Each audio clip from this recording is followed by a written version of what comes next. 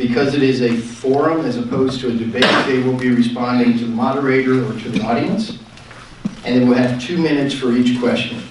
We have a timekeeper up front who will be keeping time and helping them keep on track on their time so they don't run out of time. If you're a chamber member, you should have received an invitation to tomorrow's annual dinner. Yes, we have 2 events in a row this week. Imagine my confusion. My wife was ready to slap me this weekend because I couldn't remember which event was which day. But anyway, thank you for coming and being engaged in the political process, helping to educate yourselves so that you can make an informed decision on Election Day. So without further ado, I'd like to introduce our esteemed moderator. That would be you. Bill Hitchcock is a semi-retired teacher at Fort Union Military Academy, where he has been for the last 42 years? About 42 years. He and I and my wife, Catherine, all worked together at Fort Union Military Academy for the last, my wife's been working there for the last 19 years. So, Mr. Hitchcock, the floor is yours. Thank you, sir. The panel, the first question I'll direct towards Mr. Peake. Introductions. Introduction? Introductions. Well, all right. The Mike Asip. Asip. Thank you. And Mike is ready for the, was it? House of Delegates, 65th District. Thank you. Sure. Thank you, and good evening, everybody. Thanks for coming out. I want to thank Mr. Garcia and Mr. Hitchcock for hosting us and enjoying meeting citizens and sharing our perspectives on why we're in this race together. So thank you for coming out on this evening. I am a career educator. I began my career in Fairfax County 38 years ago as a special education teacher, and became a teacher leader within a couple of years, and rose to assistant principal and principal roles, where I then moved to James City County as principal of Fluvanna Middle School. I then went back into special education as assistant director and then director of special education in Chesterfield County Schools, the 5th largest school division in the Commonwealth.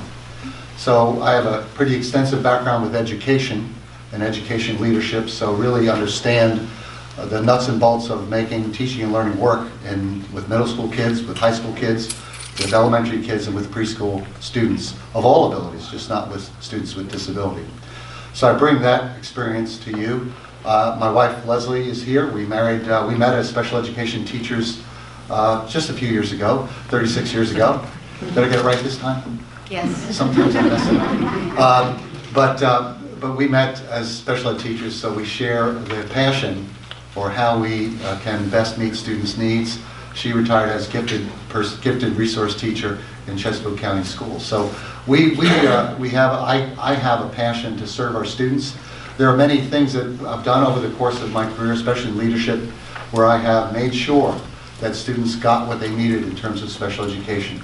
That we found creative ways of using funds, over $11 million annually in a federal grant, making sure that students with autism, creating state-of-the-art programs for students with autism, ensuring that teachers, special ed teachers, were trained with dyslexia training so that we could make sure, and this is an issue right now for Virginia, literacy. Our literacy rates have dropped in Virginia. So this is an issue for us now. How can we increase and improve the literacy of our students in Virginia moving forward? So education is in my wheelhouse, so to speak.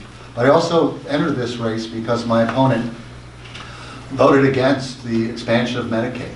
I entered this race in June, and I wanted to enter this race and give him opposition, because as of June 10th, there was no opposition. So I am here to serve and serve as an opposing voice to make sure that those 18,000 of the folks who now have Medicaid insurance are receiving mental health services, 30,000 receiving specialized supports. For 320,000 people now have health insurance thanks to that. So I entered this race for that, and I'll be glad to talk to you more about other issues as we progress through the forum. Thank you. The next candidate is the incumbent, Delegate Bell. Well, good evening, everybody. I want to thank you for coming out tonight on an October weeknight, and also thanks for having me back. We had this event 2 years ago, and I thought it was well run, well attended. I appreciate everybody who came to that. I appreciate you coming out tonight. As many of you know, I was a Navy kid. We moved all around the country when I was growing up. I came to UVA in part because my dad was stationed in Virginia when I graduated high school, and went to Charlottesville and have stayed with a couple of breaks ever since. Worked as a prosecutor in Orange County prior to my election, and then I was elected, and I currently live in Alcorn County with Jessica, my wife, and my 2 kids, Robbie and Evie. As most of you know, it's a part-time legislature, and so we go to Richmond a couple months a year, and then we come back and live at home, and again, we live at Omaha. But what that does mean is we spend the rest of the year on task forces and panels trying to prepare legislation for the coming year. What I'd like to do is speak briefly about last year, and then of course we'll be taking questions about the coming cycle. This last year we had 2 bills that came out of one of the commissions that I serve on, and the first was a multi-year study about fingerprints. This sounds very dull, but what we found is that there were hundreds of thousands of missing fingerprints in Virginia, which is supposed to happen, of course, when you get convicted of the crime. The officer takes your fingerprints and it's recorded in it's called a CCRE, but it's where we keep the criminal background checks. And the missing fingerprints are a big deal. It means, of course, that you can't solve a crime if you find a thumbprint and you just don't have the thumbprint in the system. But the arguably even bigger instance is because it's how we keep our criminal background checks together. So it's how we know one John Smith in Virginia Beach is not the John Smith in Chesterfield. Those background checks are used in everything from, goodness, people that want jobs at a place like a daycare to the sentencing you get at the end of a case. And so this was a big deal. A lot of people worked on this, and it predictably passed unanimously. It was a bipartisan bill. The second is we've also been studying child prostitution, also sometimes called human trafficking. And what we discovered, again, not a huge surprise, but we've discovered that there are a lot of people that are necessary to make human trafficking at that level occur. It can't just be one person, it can't just be one parent. And so the bill I had was to increase the penalties on some of the other people that, if you will, profit from this awful crime. We had a number of bills that we passed last year. That was one of them. We're hopeful that it will make it less common than it is in Virginia. The third is I serve on the Deeds Commission. This is what we can casually call a Mental Health Reform Commission. And the issue was mental health care in jails. Sadly, many people are mentally ill, cycle in and out of jails. And of course, the goal would be to improve the care while they're there, and more importantly, coordinate the care when they get out. That bill was a multi-year process that passed. And then last was a bill that came from a constituent. So in addition to these year-round study groups, we get ideas directly from constituents like you. There was a terrible DUI accident here in Fluvanna County. With the help of your prosecutor, Jeff Asip, and the family that was affected, we were able to increase the penalties for people that cause serious bodily injury and DUI. That was some of the things we worked on last year. I'm happy to talk with you more. Thank you. The next is the candidate for the 58th House District, Dr. Elizabeth Alcorn. Thank you. Thank you, Rudy, and I want to thank the Fluvanna County Chamber of Commerce for hosting this event, and all of you all for showing up tonight on this beautiful Monday evening. As mentioned, my name is Dr. Elizabeth Alcorn. I'm a longtime resident of Central Virginia and the Shenandoah Valley, Virginia. I am a recently retired dentist who spent 30 years running my own business, as well as assisting my husband in running his contracting business, which I'm still doing, and also running some small businesses that the family has. I am a mother of 2 grown daughters. I have spent my entire career working in my communities, doing volunteer work, helping with health issues, volunteering at the Charlottesville Free Clinic, working on their board of directors, as well as working with programs throughout the state and the nation on volunteer dental care and serving underserved populations. I got interested in running for House of Delegates because over the years I feel like the needs of our communities are not being addressed. Out here in our rural areas, we have needs that are very important to our communities, like basic access to affordable health care, which is becoming harder and harder, especially since last year we had the highest rates in the USA for health insurance. We also have public schools that are the center of our community that are being underfunded by the state, which is causing a huge increase in your property taxes, and it's causing cuts to our other community services, such as law enforcement, first responders, and community health and social services. We also have issues in our district, such as lack of broadband and internet through some areas that have no future improvements. Fluvanna is lucky in that you're one of the areas that is getting funded by your local electric co-op, but other areas of the district have no hope on the horizon. And also, I'm very concerned about the future of not just our state, but our entire country and the world with the impending climate crisis. Currently, we are facing some very dire consequences if we don't take action to transition our economy from a fossil fuel-based economy to one of clean energy and renewable energy. We have companies in Central Virginia that are some of the leaders in the country in this, and it's past time that we as a state start focusing on our environment to help push these industries to provide clean and renewable energy and create a new economy here in Virginia. Thank you. Yeah. And the fourth member of our forum is Senator Peake. Thank you. Thank you, Rudy, and the Fluvanna Chamber of Commerce for putting this event together. A pleasure to be back out here in front of you. I know Rudy did one for my special election. I was happy to get out here for that, so I appreciate the opportunity to talk to the citizens out here. My name is Mark Peake. I'm from Lynchburg. I'm the current state senator for the 22nd Senate District. That covers all of Amherst, part of Lynchburg, all of Appomattox, all of Amherst, all of Prince Edward County, all of Buckingham, Cumberland, Fluvanna, and all of Guthrie, and a little bit of Louisa. It's about 2+ hours from one end to the other, so it keeps me busy, but I get out here as frequently as I can, and I love having community events like this so I can talk to you folks and let you know where I stand on the issues. I grew up in Roanoke. I went to public schools in Roanoke and then went to Virginia Tech. After that, I went to W&L for law school, and do have one of my tech graduate buddies here with me. That's why good to have her. That's great. And it's nice to have them out here. After law school, I went to work in Lynchburg, Virginia, where I met my wife. We've been married for 24 years now, have 5 children, and they've gone through public schools in Lynchburg and some private school in Lynchburg, and now are in college. So I know what it's like to raise a family. I know what it's like to send them through public school. I know what it's like to try and pay for college. So I consider myself to be a common sense conservative. I believe in conservative values. When I ran in 2017, my motto was more freedom, less government. I like to keep government limited as much as possible, focus on our core principles. And I think that's what we need to do to make sure as much of your resources remain with you, and the state does what it's supposed to do, and that's service its core functions. And what we do, we need to do well and efficiently. And that's what I've tried to do in my 3 sessions in Richmond. I've had the pleasure of carrying several education bills to address the teacher shortage. When I went in January 2017, there was a tremendous teacher shortage.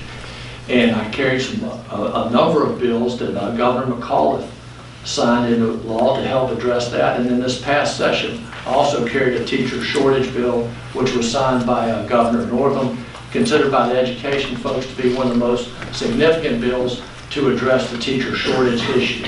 And one of my other issues is we need to do away with bureaucracy, let businesses run, let people individually work, let them receive their benefits. And coming out of meeting with various counties, the EPA was going to enforce ammonium nitrates, and it was going to affect all of the water systems for localities. And I carried a bill that passed almost unanimously to save localities across the Commonwealth about $500 million. And so that's what I like to do to cut out red tape. Thank you. Thank you. The questioning will start, first category of questioning will come from an economic and business related. There'll be 3 questions, and according to the draw, the order of questioning will be directed towards Mr. Asip first, then Mr. Bell, Dr. Alcorn, and Senator Peake. All right, Mr. Asip, question number 1. Does the state have a role in assessing Fluvanna in getting necessary infrastructure for much-needed economic development. That is, internet access, water to designated areas, so forth. Yes, the state does have a role. And the state has a role in, currently right now, the VATI grants are one source of grant funds that can assist with rural broadband, which is another major issue that I'm concerned about in this area, is ensuring that we have rural broadband and equitable quality rural broadband. So the VATI, the Connect Virginia, the Commonwealth Connect program has funding of $50 million annually to help localities partner with providers to provide seed money to get them connected with the internet. So the state does have a role with that. The state has a role in also ensuring our clean water. The Department of Environmental Quality oversees projects that impact our rivers and streams and waterways and soil. The state also funds our soil and water conservation efforts at the local area for which there's elected bodies here. And the state funds those also. So soil and water are funded, and we know that our Department of Transportation is funded through the state. So if I answered your question, we know that the rural broadband is a major infrastructure concern of this jurisdiction, as well as other parts of my district, such as Goochland and Powhatan. I speak to folks in Chesville, they're clueless with regard to, what do you mean, no access to internet? And we know many folks going door to door in Fluvanna do not have access to quality internet. And that is a democracy issue. That is an unfairness issue. That is an inequity issue. So I'm going to be a high priority will be getting our rural areas equity with regard to access to internet, because it's not just it's education, kids doing homework at McDonald's or a restaurant or a library, not being able to do homework at home. It's businesses not being able to locate here because it's an economic driver for our localities also. And in the future, it's telehealth. There'll be telehealth available for our citizens that we can access through the internet. Thank you very much. Thank you. Mr. Bell, would you like me to repeat the question? That's okay. So I think the answer is obviously yes. I want to put a caveat at the beginning, which is, of course, there's no magic pot of state money. The state money comes from the same taxpayers that pay at the local level. It's just a different set of taxes. Starting with roads, of course, their VDOT either maintains or builds the roads. If you have a subdivision, once you get it up to VDOT scale, they will take care of it.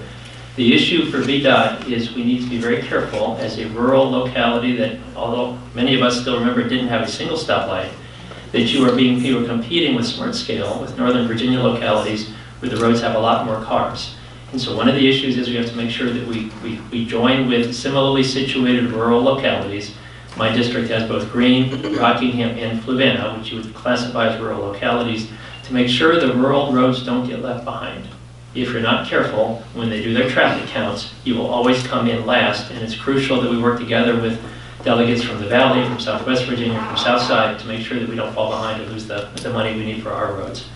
With regards to the water, I thought Mr. Asip mentioned some interesting ideas. One of the issues in terms of water pollution, we have both point source, which means it sort of comes out of a pipe that we work on, but we have a lot of runoff issues with farmers, and one thing that the state does do is provides matching grants for farmers who want to do like setbacks from the river for the cows. Just literally getting them further off the river means there's less runoff into it. That's something that the state can and does provide, and I'd like to continue doing that. And then with regards to broadband, there are two issues. One is, how do you get the broadband as close as possible to the houses? One of the issues in rural areas is we don't have enough density for it to be market driven. What we have done is piggyback on the smart grid. There was a bill that passed this year that will enable some of the electricity providers that are building smart grid technology into their grid to have enough capacity for us to use. And then for the last mile, when there's no market-driven way to get there, that's where these grants that he was speaking about matter. We put $19 million into the VATI grant. Fluvanna was one of the counties that took advantage of that with a match, and that was enough to get that rural broadband to those rural houses. Thank you. Thank you. Dr. Rob, would you like me to repeat the question? Sure. Does the state have a role in assisting Fluvanna in getting necessary infrastructure for much-needed economic development? That is, internet access, water to designated area, growth areas, so forth. Yes, the state does have a responsibility to assist, especially our little counties that are in need of assistance in shaping their economic growth. As far as the broadband situation goes, I know Central Virginia Electric Co-op is investing $110 million in growing out their retail internet service, of which the state grant was $650,000 of that $110 million investment. So you can see that this is something that is not being really driven by the state. It's being driven by private investment and community. Community is pushing this. Currently in Virginia, the smart grid is just going to the power stations, to the kind of central locations for the Dominion and Appalachian Powers. They're installing their smart grid, and we have no way of bringing that to the houses because Dominion has made it very clear they do not want to be in the internet service business. So currently it's going to be up to either private companies to go in and create a new business in our rural areas, or the General Assembly needs to change our laws to allow localities to go into the broadband business and create a municipal broadband system. This was the case several years ago, but the General Assembly quickly changed the rules to support the communications industry. We also need to do more in Virginia to help people with failing septic systems. There are large areas of Fluvanna County that are not eligible for low-income grants to repair their septic systems. And there's no excuse that that state money is not there to help these communities with their failing septic systems. This is a groundwater problem, and many of these areas are down towards the James River, and they're polluting the river. Thank you.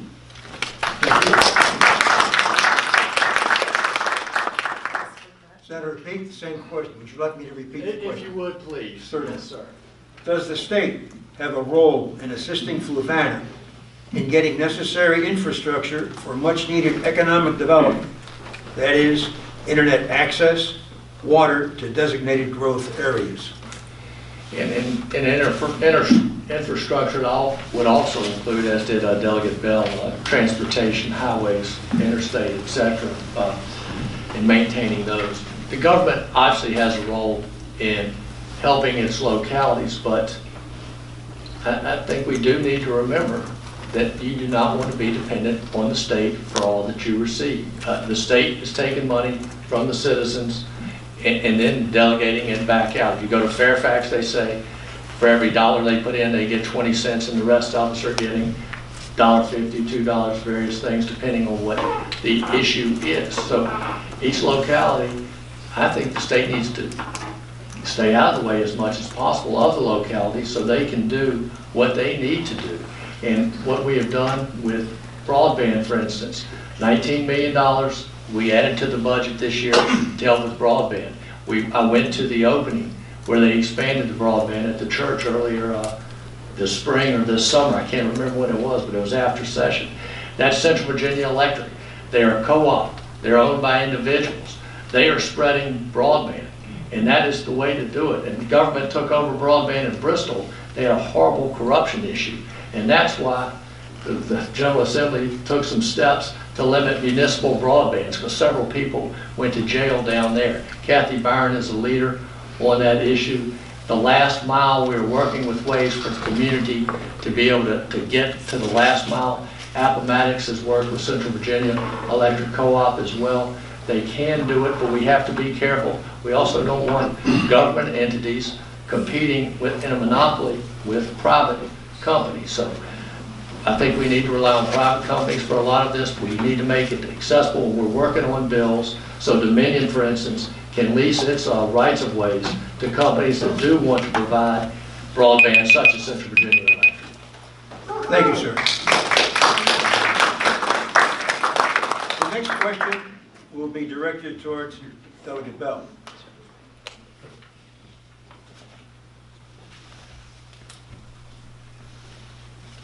What have you specifically done to help Fluvanna? What do you propose to do to help Fluvanna? In other words, do you understand the needs of Fluvanna and its citizens? Are we talking economics I or? think we're still talking economics, yes, Sure. sir. So, excuse me, I spill some water. No, I mean, I think, so several things. So first off, Fluvanna is a modest-sized county in a mid-sized state with much bigger counties around it.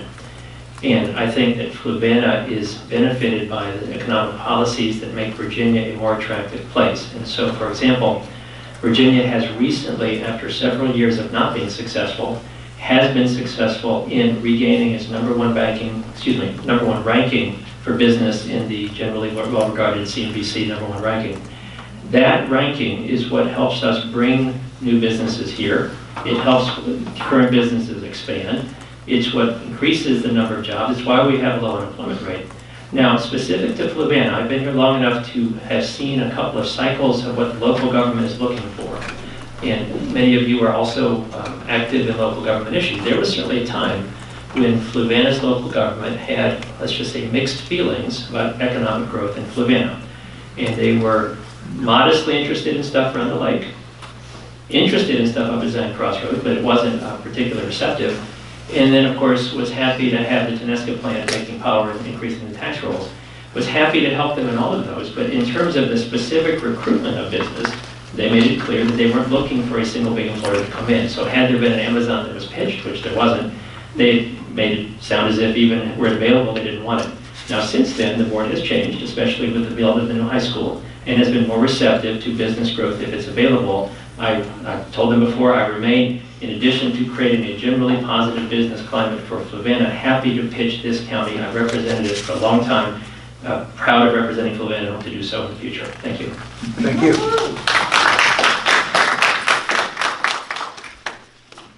Dr. Alcorn, what do you propose to do to help Fluvanna? In other words, do you understand the needs of Fluvanna and its citizens, economic and business-wise? Yes, I do. I am very aware that right now the lack of state funding for our public schools, which is well below, I think it's about 11 or 12% below the 2008 level, is having a severe impact on county government money. We don't have a teacher shortage in Virginia. We have a pay deficiency of teachers in Virginia that's causing people not to want to go into teaching. Right now in Virginia, our teachers are paid $7,000 a year below the national average, and this is putting a real pinch on local communities like Fluvanna. When we don't get support from the state, the money that is collected by local revenues is going to the school and not going to law enforcement, economic development, infrastructure, and the things that the county needs. Also, Fluvanna is full of small businesses, and having been a small business person for the past 30 years, I don't see where the state is doing much to assist small businesses. We have extremely regressive taxes on small businesses, and counties have their hands tied in what they can do to raise revenue in Virginia, such as the B-poll tax, the gross receipts tax. It's an extremely regressive tax on small businesses. And so we are past due for looking at what is causing economic problems in our rural communities and taking action to assist them and not just assist large corporate entities in the Commonwealth of Virginia. Thank you.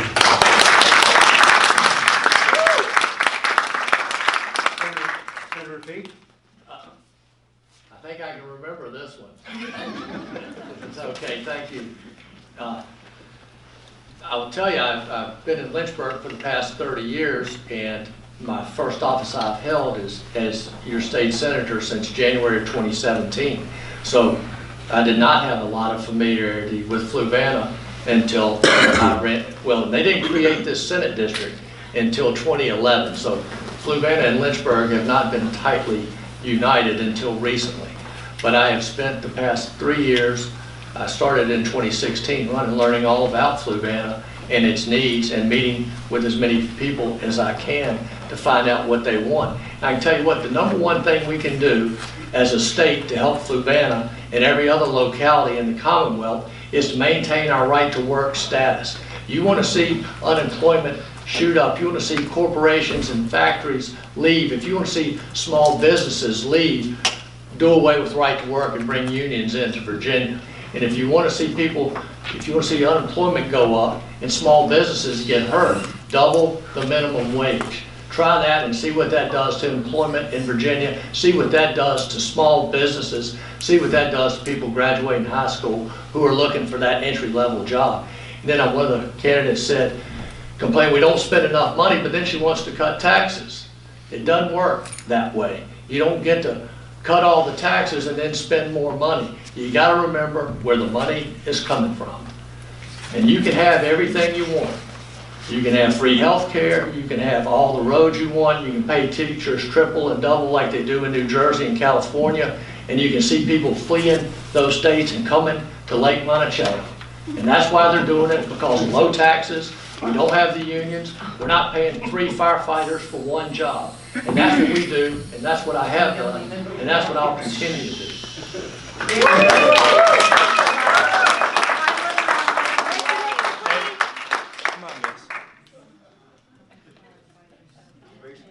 Thank you. I just want to share that I'm proud to be in Virginia where we're #1 for business. But we in Virginia must rise. Why can't we rise from 34th in how we pay our teachers? If we can be #1 in business, I think it's not a zero sum. I think we can do more. We can do more in mental health, where we're ranked 47th with the mental health services we provide our children. We can be #1 in business and still do better than 47th in the country, near the bottom of the barrel. We can do better in Virginia in paying a living wage. So I'll disagree with the Senator. We can do better with paying a living wage for our citizens and still be high and strong in how we support our businesses. And we can provide better health care for our citizens so that we don't have 800% rises in expensive medicines for people such as insulin. And we can work together as Republicans and Democrats to make healthcare, affordable healthcare, continue to be more affordable. So we'll work together to keep our economy strong. We have wonderful employment rate. We have a lot to be thankful for living in Virginia. But there's also an unfairness with our inequitable funding of localities that we need to continue to address. And I'll continue to assert that as we move forward. If I get elected in the General Assembly, I'll see us moving forward towards improving those areas and other areas where we are near the bottom of the barrel in the nation. We can do better, and we will do better. Thank you very much.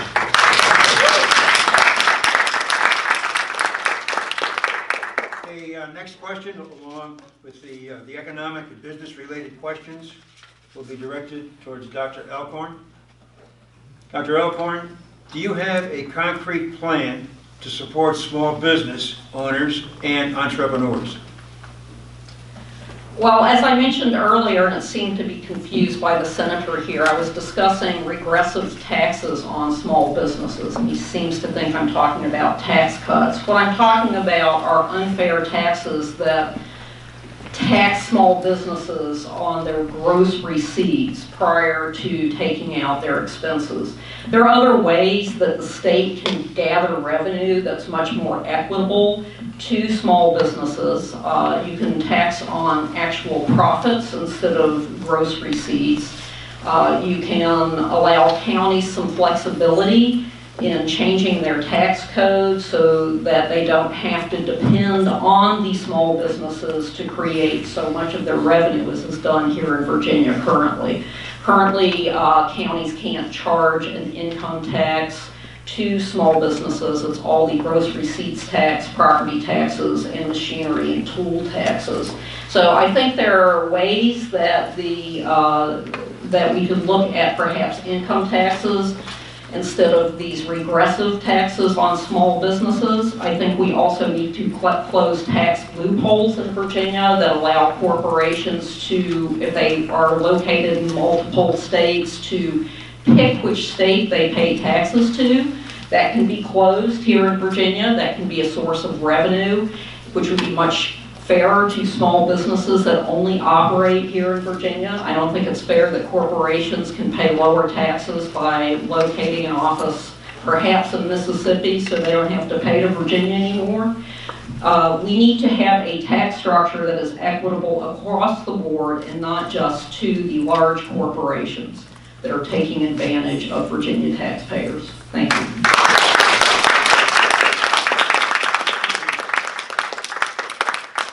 Senator Peake, would you like me to repeat? Yes, if you could, please. Certainly.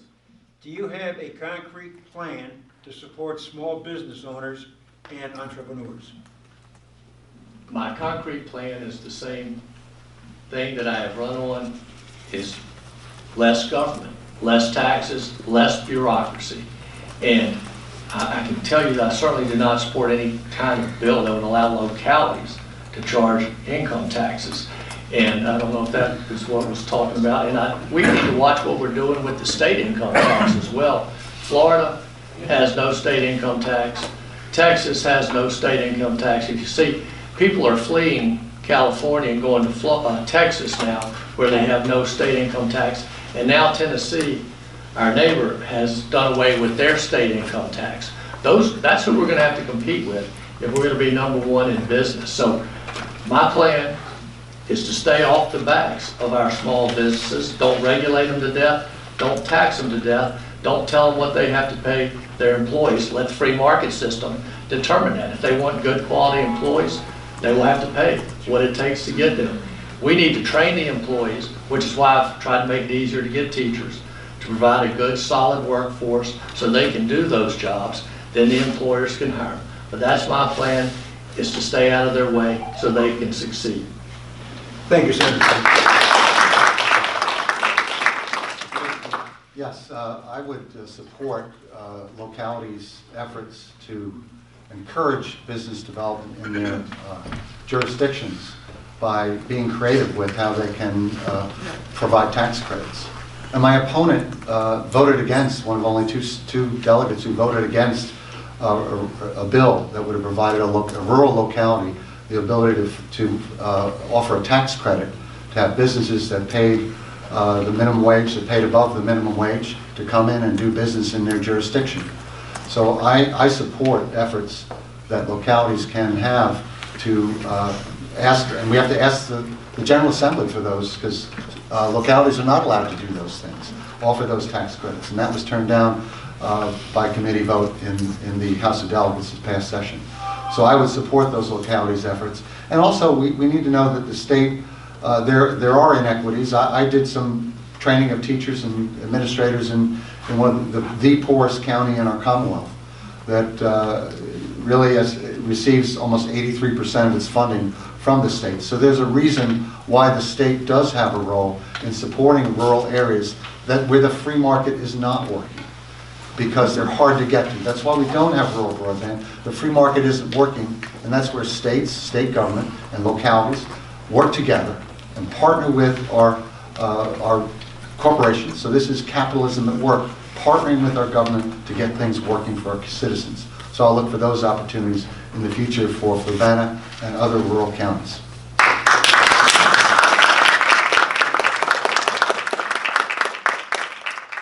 It's important to recognize that it's not the government that creates the wealth. These businesses are the ones taking the risks, hiring people, bringing people in, giving raises, and ultimately that's where the tax money comes from. I kind of was going back through the, since I have been in the General Assembly, the budget has risen, annual budget, from $23 billion to $62 billion. It's more than double the amount of money that Fluvanna has per student. Per student has risen from $38.60 to $58.75 during my tenure. Now that's not because suddenly the government is making more money, it's because businesses have been successful. Virginia has always been in the top 10 to 15 states for business, and now is again #1. What that does is it enables the people to do better, the businesses to do better, and thereby create revenue that can be used by the government to provide some of the things we're going to talk about tonight. Now in terms of the individual votes that come by, what you see are bills like Right to Work, like the Dillon Rule, which one by one people say, gosh, I'd like to change that a little bit, but in aggregate what those do is they make us a less business-friendly climate, make it less likely for unemployment rate to be so low, less likely for us to be successful and have money for all these other things. Thank you.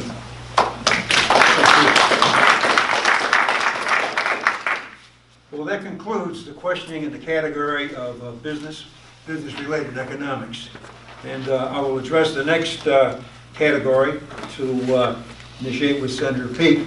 And this is the other category, and this is a general category, to be specific. This one deals with gerrymandering. Fluvanna is a county of about 26,000 people spread over a contiguous area of about 300 square miles. We are currently served by 2 delegates and 2 state senators. Do you support anti-gerrymandering measures, or will you commit to voting for a constitutional amendment that passed the General Assembly last year to form a commission to draw voting districts? Why or why not? Yeah, thank you. That's a great issue we have coming up, and it's funny how the tide turns, and it turned in a hurry. I've only been in since January 2017, and last year we had the vote on the constitutional amendment to change the way districts are drawn, and I voted for that amendment.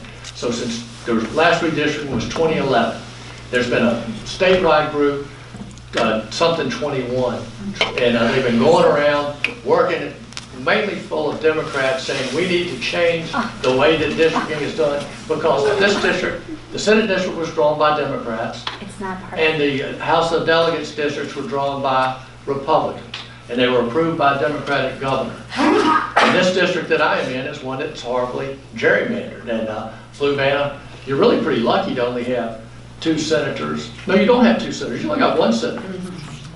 Fluvanna has 1 senator, and I'm it. Nope. We have 32 residents in Scottsville who are in Cree Deed Senate District. Fluvanna, 32, all right, I'm it. I've never seen a Cree Deed. Why didn't you invite Cree? All right, so I'm your senator. And so you've really got 1 senator, you're doing better than most. But what has happened is now you see the Democrats who've been pushing for this for the past 8 years, Lamont Bagby, Blue Virginia, I suspect y'all read Blue Virginia. Now they're all saying, there's no way we can vote for that bill again because it'll go to the Supreme Court. So I guarantee you, if they win the House and the Senate, which they think they're going to do right now, they're already telling you they're not going to vote for this constitutional bill that I just voted for last year. And they have turned their story around as soon as they thought they were going to get the majority, and they will gerrymander the heck out of it to ensure that they have a Democratic majority for the next 10 years, and have been whining about it for 8. All right. Thank you. Thank you, Senator. Mr. Asip, would you like me to repeat the question? I think I got it. Thank you. I believe that there should be a constitutional amendment to constitute a commission to redraw boundaries. I think it's no question about it. And I will be against any Democrat or Republican who opposes them. I believe that the voters should choose their politicians, not politicians choosing their voters. And to have the insulation. The other states that have done this have created far less polarizing general assemblies and legislatures through using a commission that has political representation, but isn't just politicians doing this.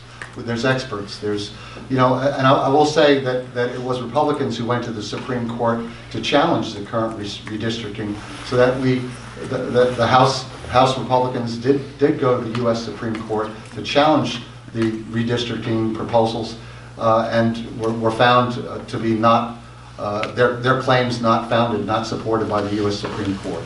So we are in where we do need to redistrict in 2021, and I would fully support a commission to help determine those boundaries and create those boundaries, yes.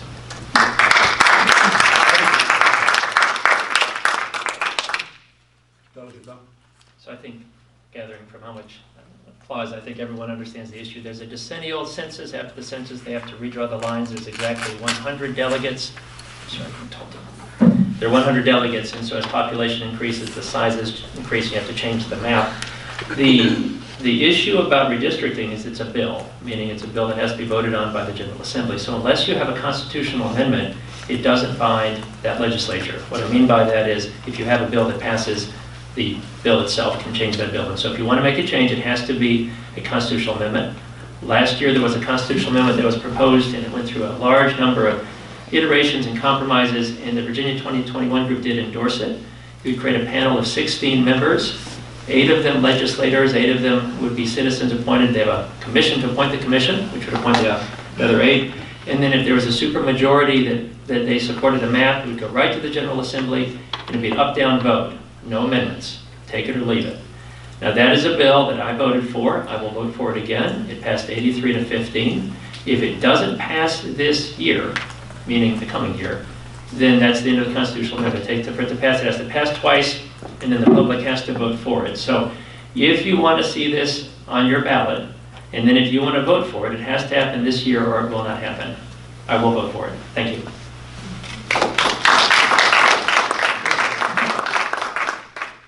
Thank you. I also support the constitutional amendment.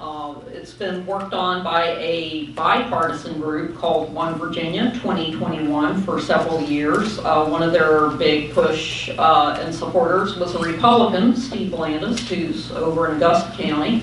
So this is not a Democratic issue pushed by a Democratic organization, as previously said. It's a nonpartisan issue that has support from people on both sides. I feel it's very important that we do find a way to redistrict, unlike what was done by our current sitting delegate in 2011, who was instrumental in an organization or a program called Operation Red Map that gerrymandered our current state map to support his party. That is not fair democracy. And so it's going to take passage of this constitutional amendment to give us the opportunity to have a nonpartisan redistricting commission to draw our maps for 2021 and further, so that each of us has a fair vote and can vote for the people who are right for our communities, and so that our communities can be kept together, our economic interests can be kept together, and we can have representatives that will support the interests of our communities. So once elected, I promise to support this constitutional amendment and make sure it gets passed again this year, so that everyone can have a chance to vote on it in 2020. Thank you.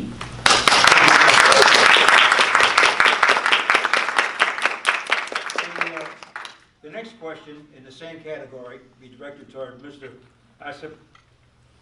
Question: often the General Assembly passes laws that the localities have to enact, and yet does not provide adequate funding to enact them. What is your position on unfunded mandates, and what will you do to reduce their impact on moving forward? Thank you. We have to look at every bill individually, because I will tell you that there are bills that are mandates that have to do with civil rights that are unfunded. And I believe that there's no question that those civil rights are fundamental and often are not funded with a budget appropriation. There are also, I'm a special educator by career. The Individuals with Disabilities Education Act was never fully funded from the federal government, and is right now receiving funding for only 16% of the 40% that they said they would fund. So I'm concerned about unfunded mandates, but I will not rule out looking at each bill individually to see if it's a mandate that requires fairness, that requires justice, that requires and is not funded, then I will take a look at each bill individually to make sure that if this is an unfunded mandate, it's one that is absolutely required to have a fairer Virginia, a more just Virginia, a more responsible Virginia in terms of our environment, and look forward to considering every detail of every bill. Because as our veteran legislators know, you look at the bill and you look at the consequences of what are the unintended consequences that can happen with a bill, and we want to make sure we don't unfairly burden our localities. But sometimes the General Assembly does provide those unfunded mandates, which are all the lobbyists and some of the folks say no more unfunded mandates. But there are justice issues, there are fairness issues that the General Assembly and bills that do address fairness and opportunity in a reasonable way that I would support if they're unfunded mandates. Thank you. That was a very thoughtful answer, and I'm going to echo some of it, which would be a large proportion. At one point, it was roughly half. I don't believe that's true anymore, but a large proportion of state dollars are handed to the localities in some program or according to some formula. We also pass down laws, rules, ideas that we have. Some of them come with money attached, and other ones are, as Mr. Asip just said, ones we think are so important that we believe they have to be done regardless of whether the money is there that year. And I have voted on all sides of those, and I certainly had ones where I thought, I served on the education committee for some time, and many of the ideas we had, we would talk about and then decide that could be done at each school board level. Maybe if it's such a good idea, we can send them a letter, but not a bill. Other times, we have an idea that we think is so important, and this one actually came out of Fluvanna, but we had a bullying bill almost 15 years ago now. And at the time, and now I think everyone is comfortable with the idea of school systems having anti-bullying programs, but at the time that was considered fairly out there, and we talked about it in my bill, and we finally said, you know, this is so important, and we understand that some school systems that don't have this may have to put together some programs, and there'll be some expenses, but we think that's so important that we're going to say you have to do it. I think trying to take up each bill as it comes up, trying to be conscious of the fact that not every good idea that we have has to be enacted as a law, especially if we don't have the money attached to pay for it, is the right approach. Thank you. Would you like me to repeat the question, Dr. No, I think I've got it. What we've been seeing, especially with regards to the schools in our counties, are quite a number of unfunded mandates coming down from the state. There are lots of great ideas, but the General Assembly doesn't want to fund them, so they're dumping them on you, Fluvanna County, and requiring that you do these. One of these great ideas that's really important but came without funding was to enforce a quota on the number of counselors that schools are required to supply. Now, this is not a small impact on budgets. When you have to hire, perhaps, I think they had a student counselor ratio they demanded that schools have this year, and this requires Fluvanna to go out and hire. They need to hire, I think it's at least 10 additional counselors. That's not a small impact on local budgets. Yeah, it's a good idea, but these are the types of unfunded mandates that are coming down from Richmond to Fluvanna County. If we're going to make these decisions on the state level, that these are important for our students and for our communities, we need to stand behind these laws and give the funding to the counties, or give them the flexibility they need to raise the revenues in their counties, instead of just requiring you to constantly raise your property taxes to cover these unfunded mandates that are coming down from. It's a one-way street. It's kicking the can down the road to the counties. It's not taking responsibility for finding the revenue, and it needs to stop in Richmond. When you are requiring these things that are having a large financial impact on your communities, you need to take the responsibility to assist in either giving them the funding or giving them the flexibility to raise the revenue that they need. Thank you.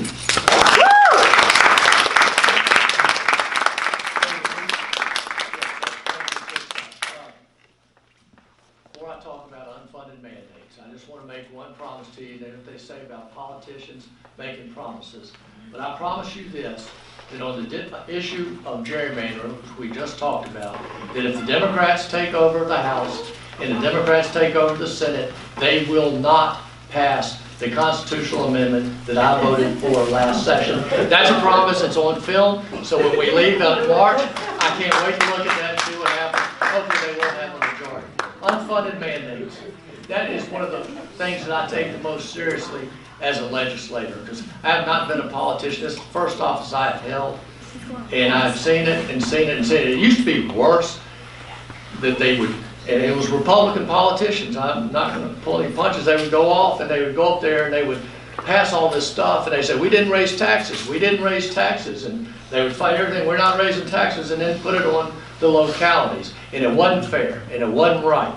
And I think the ones that are up there now, We understand that. And the first thing under my legislative aide, my chief of staff right here, George, that is the first thing that we look at when we look at any bills that are coming down to localities. Is this an unfunded mandate? He's been in the General Assembly working and doing legislation for a number of years. That is his one priority, is to go through bills and see if it's an unfunded mandate, and then he brings that to me. Is that an unfunded mandate?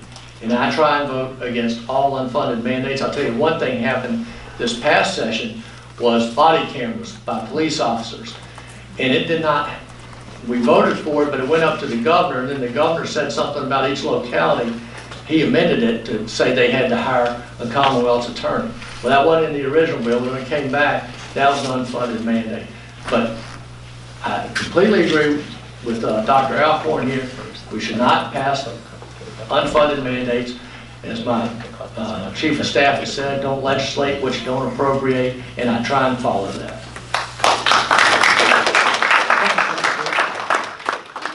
Delegate Bell, this is a rather involved question, so if you bear with me, I appreciate that. And in 2019, the Virginia legislature considered several bills related to the legalization of marijuana. Where do you stand on decriminalizing marijuana-related offenses? Either how you voted or how you would vote.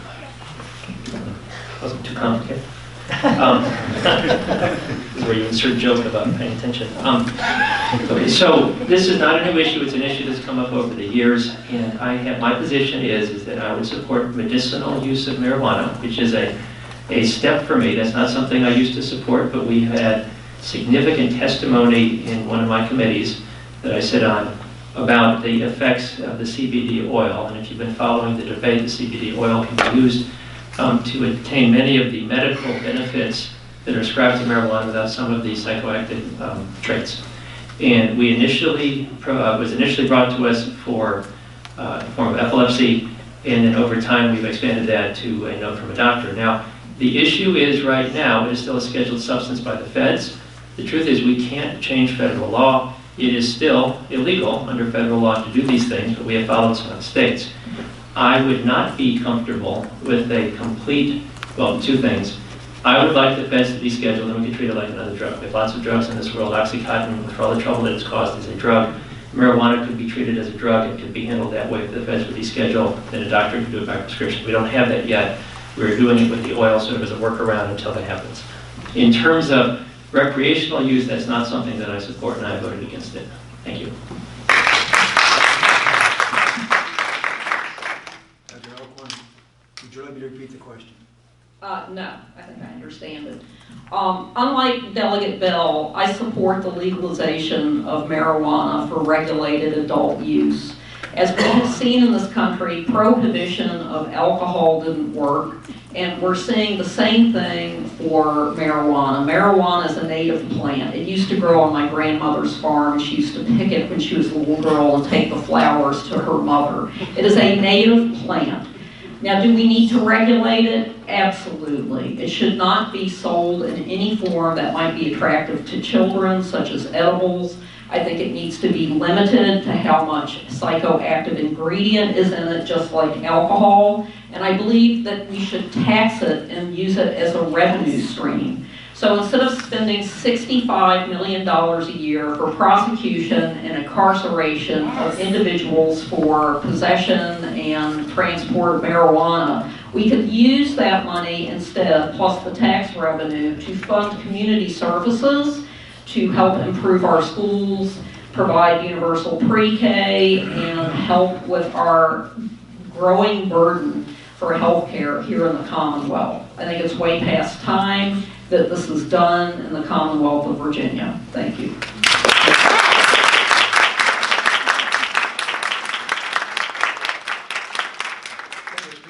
I think I've got this one as well. Thank you. And this is a tough issue for me. As a defense attorney, I've handled a number of cases, defended a number of people over the years with possession of marijuana.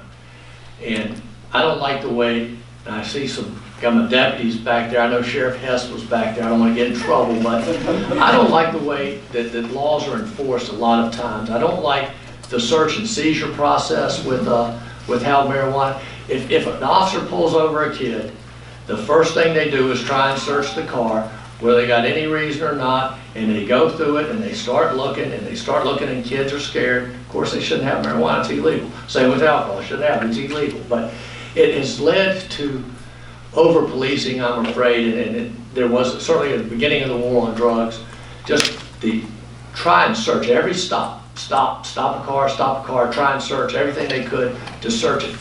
There are now officers towards the Lynchburg end that say they can smell unburned marijuana. So under the Supreme Court, if they say they smell marijuana in the car, they're entitled to search it. So if you've been smoking and you roll down the window like Cheech and Chong and the marijuana flies out, of course they can smell it, they should search it. But now they're saying, without drug dogs, they can smell green marijuana. And there are cases. I smell green marijuana, they search the car, there's no marijuana at all. They might find some methamphetamine or some cocaine, but not marijuana. But I don't believe in decriminalizing it. The problem, today's marijuana is not my marijuana or my parents' marijuana or your grandparents' marijuana, however old or young you are. This stuff is completely different these days.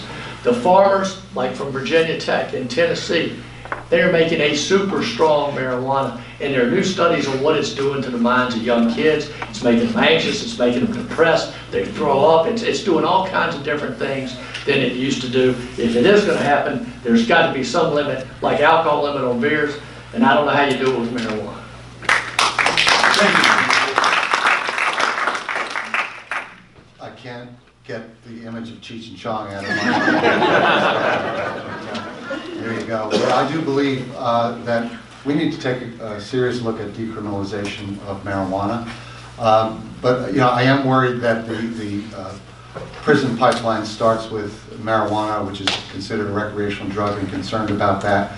I even heard the broadcast with the former governor of Colorado, that if he had to do it over again, he would really study it much more carefully, and there'd be laws laws on the books that would be more regulative, and in terms of making marijuana legal as they did in Colorado. So there are lessons to learn from other states as we look to decriminalize marijuana. We can look to Colorado and look to other states that have decriminalized it, but I fully support medicinal marijuana. I think we need to carefully study, and I wouldn't oppose decriminalizing, provided Virginia really took the hard look at what the impacts are for our youth, for access, for dosage. I mean, the strength of the strains of marijuana, as the senator said, are much stronger than they were 50 years ago.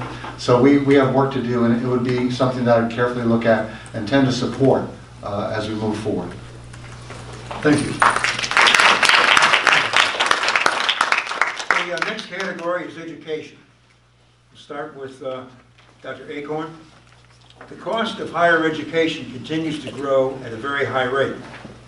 What plans do you have, or what will you support for reducing the cost, such as expanding free education to include grades 13 and 14? Okay. This, once again, is going to be a budget problem in the Commonwealth of Virginia. Currently, we have very low funding in our community colleges and our state universities. They're getting very little money from the state. At one time, they were heavily supported by the state, but what we've seen happen over the past 30 years is the burden has gone from the money's not being given to the universities, the money is going to the students in the form of student loans, and the burden has been put on students. I think that we need to step up in the Commonwealth of Virginia and lower our costs for community college here in Virginia. We also have some very well-funded, high-endowment public universities. We need to put a little pressure on them to have affordable grants to middle and low-income students. I know UVA has a program. Let's see if we can get them to expand that, as well as other public universities. We also need to encourage more technical and career training, especially in the building trades. I don't think people realize what's going on right now. My husband and I have been my husband's been running his construction business for 30 plus years, and we have a lack of youth going into these building trades. These are jobs that are probably best not taught on the college level, but are best learned on the job. And so I think we need to look at some type of supported system where we can send these people directly to work with perhaps training, didactic training through high schools or through community colleges, if not helping to fund or give tax breaks to the tradespeople to take on these apprenticeships. Thank you. Thank you, Dr. Alcorn. Senator Peake, if you could repeat that. Certainly. The cost of higher education continues to grow at a very high rate. What plans do you have, or what would you support for reducing the cost, such as expanding free education to include grades 13 and 14? Okay, thank you. I have 5 kids in college currently. I do not think there is anybody that has any better understanding of how expensive it is to get a higher education right now. And that being said, I don't think it's the government's responsibility to educate my kids, certainly at the college level. And Dr. Alcorn talked about CTE, and that is what we need to do, and we've been talking about it, and Republicans, Democrats, I think everybody, elected officials and school officials are starting to look at that. We do not have welders. We do not have electricians. We do not have bricklayers, car mechanics. There's a shortage of all those. We have Arriva, BWXT, nuclear industries outside of Lynchburg. We have Southern Air, HVAC. They can't find the electricians. They can't find them. They're trying to train them, and they're doing their job. We used to have it in high schools. We need to get that back into high schools. The community colleges do have it. It is affordable at the community college level. They can get the loans to do it at the community college level. What we need to do is make sure that these loans at the for-profit schools are driving up the cost of education. Not every kid should go to college. They don't want to go to college. They have skills that are best used in CTE training, and we need to encourage that.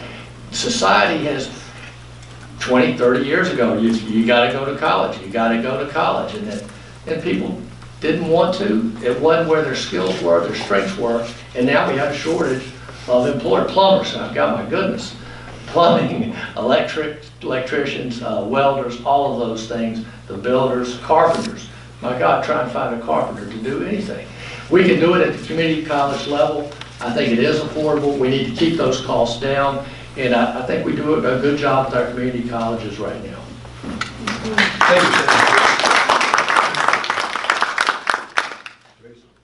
Thank you. I believe, having worked and created workforce development opportunities for students with disabilities in public high schools, and working with a vocational center where we did send students with disabilities. I mean, this is something where we have 64% of persons with disabilities not working.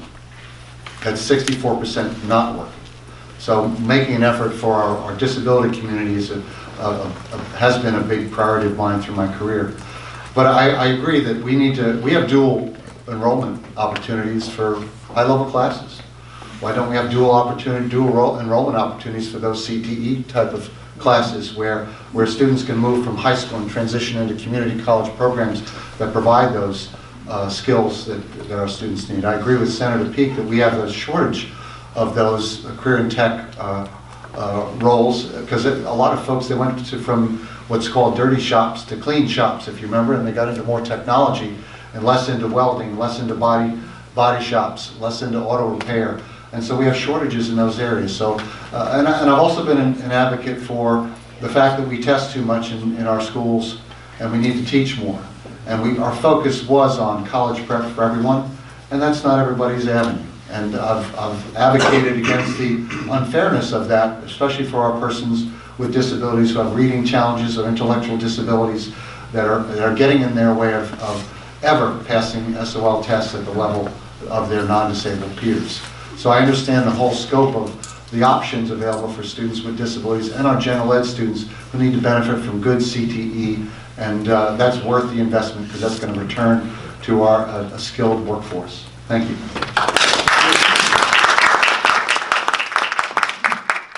So Virginia has, and it's had all the way since the founding of UVA, a decentralized control over our colleges. And so what there is there's a board of visitors, they're appointed by the governor, they're approved by the General Assembly, but in terms of the day-to-day control over things at the schools, it is less direct than many other states have. Now this has some impacts, and if you think about it, what happens is the boards get chosen by the governor, often because they have some connection to the school, or they love the school, or they want the school to be great. But what it means is they then become ambitious for the school. And so what happened was JMU decided it would be the UVA of the Valley, and CNU said it would be the Harvard of Hampton Roads, and William and Mary Tech, and UVA, all of them decided they wanted to be terrific, which is great. None of them decided they would be the school that would really work to keep tuition rates down and provide a perfectly satisfactory education, but let you graduate with a fairly modest debt. That's our problem, and it's an historic problem. We've had it for many, many years. If you're wondering why is this so hard, why don't we just say, Longwood, you can't charge that much in tuition. That's why we have this setup. There's a lot we can do. This year, for the first time, we said, all right, so if the sticks don't work, we can't tell them what to do, let's try to incentivize it and say, we will give you some specific funding if you will keep your tuition rates frozen. And for the first time in a long time, all the schools did. So that was sort of a test case, and it worked. I would suggest we should look at doing that successively, and maybe we can't afford for all of the schools, but let's pick a couple where we say, okay, you don't choose to be that school, but we're going to help you incentivize, we're going to try to make it worthwhile. Some quick other ideas, we have dual enrollment at the high schools. If you don't know this, you haven't visited recently, there are typically a dozen kids who graduate from your high school the same week as they graduate from the community college over at PPCC. It's amazing, it saves them 2 years. We've worked hard to make sure that the credits transfer right over, so your community college credits can be used credit for credit at UVA, and if you have the right grades, it's automatic to get into UVA from PVCC. We also last would have the 529 plans. This year we've reduced them by $3,000 per student if you buy a 529 plan just by getting rid of administrative costs. That's the prepaid tuition plan. Thank you. Thank you. Senator Peake, the next question in education. Virginia House of Delegates Speaker Kurt Cox proposed in July to work this upcoming session to set a goal to raise teacher pay in the Commonwealth to the national average in 4 years. A, what do you propose to do to help meet this ambitious goal? And B, how do you propose helping Virginia become a state that doesn't just meet the average, but become a state with above average teacher pay? Yes. Kurt Cox, a former teacher, Lee Ware, a former teacher that is running against Mr. Asip. We have a number of teachers in the General Assembly, and it is imperative that we get teacher pay up. And you do it by allocating resources. You could do all of this, as I said earlier, if you taxed everybody and then they would leave the Commonwealth and then you don't have anybody left. That's what happens in some other states. You've got to be smart with your resources. We do have limited resources. The more we encourage small businesses to come in, the more we have income go up, the more money we generate organically. And then that is how you raise teacher pay. We just passed a 5% pay increase for teachers this last session. And so we faced this with troopers and we faced this with deputies. When I went in my first session, deputies, a number of them were eligible for welfare and benefits, and so we got their pay up. Troopers had been down $7,000 or $8,000, and we got trooper pay up. And we can do the same with teachers, and I do support increasing the pay of teachers, but it's going to be a process, but it's how you allocate your resources. Thank you, Senator. Mr. Asip, would you like me to repeat the question? That's okay. Thank you. I'm a former teacher, as I've shared. I'm very understanding of the teachers. I also want to share that in terms of in the area of special education, there are critical teacher shortage areas, and special ed is one of them. The maths and sciences are others. So attracting and retaining teachers is very difficult when we're not paying them, so that they have to go out and have a second job or third job, some teachers, as I did when I was a young teacher. So we know that there are challenges with that. And I would support increasing the funding to support, actually support Delegate Cox's idea, even though he's from the other party. So I do think we need a plan to do that, and a concrete plan to, a budget is a set of values with dollar signs next to them, and if we value our education, and we think about the investment in teachers, this isn't just throwing money at individuals, it's also building a tax base. I mean, that comes back to the Commonwealth in terms of teachers that want to stay, because it costs divisions $20,000 or so to train and retain a teacher. That's money that's saved from the localities. And that the localities also have a stake in investing their budget into teacher pay also, and making sure that they have higher salaries. We've underfunded schools by 8% in Virginia since the recession. We're still less than 8%, we're 8% below 2008 levels statewide. So there's more that we can do, and I already shared with you the fact that we're 34th in the nation in terms of teacher pay, and that we do need to exceed the national average if we're to continue to be a great Virginia that's friendly for business and strong in education, strong in healthcare, and strong on rural broadband for our communities. Thank you. Thank you. So a few things. So this is where we have one of those prioritization decisions. And again, I just want to put the numbers out. And when I came in, the budget was $23 billion, now it's $62 billion. Okay. We are spending more on education than when I came in. The question is, we're also spending money on other things. And so over the course of this evening, we have already heard about a large number of ideas that cost money. I assume for the next hour, we'll hear about even more. If we want to make this a budgetary priority, we can. But a priority means you prioritize. You pay it over something else. And that means some of the other things we've all talked about up here will not get the funding. The alternative, of course, is to raise taxes, as has also been described. Now, in terms of the funding formula, we get also back to this issue about unfunded mandates. And so the way that Virginia funding works, every locality has money that comes from state funds and money that comes from local funds. And it's to pay for what are called the SOQs. And I'm trying not to get way down in the weeds, but the SOQs are the things the state makes you pay for, okay? And each county, based on how wealthy it is, pays for a percentage of the SOQs.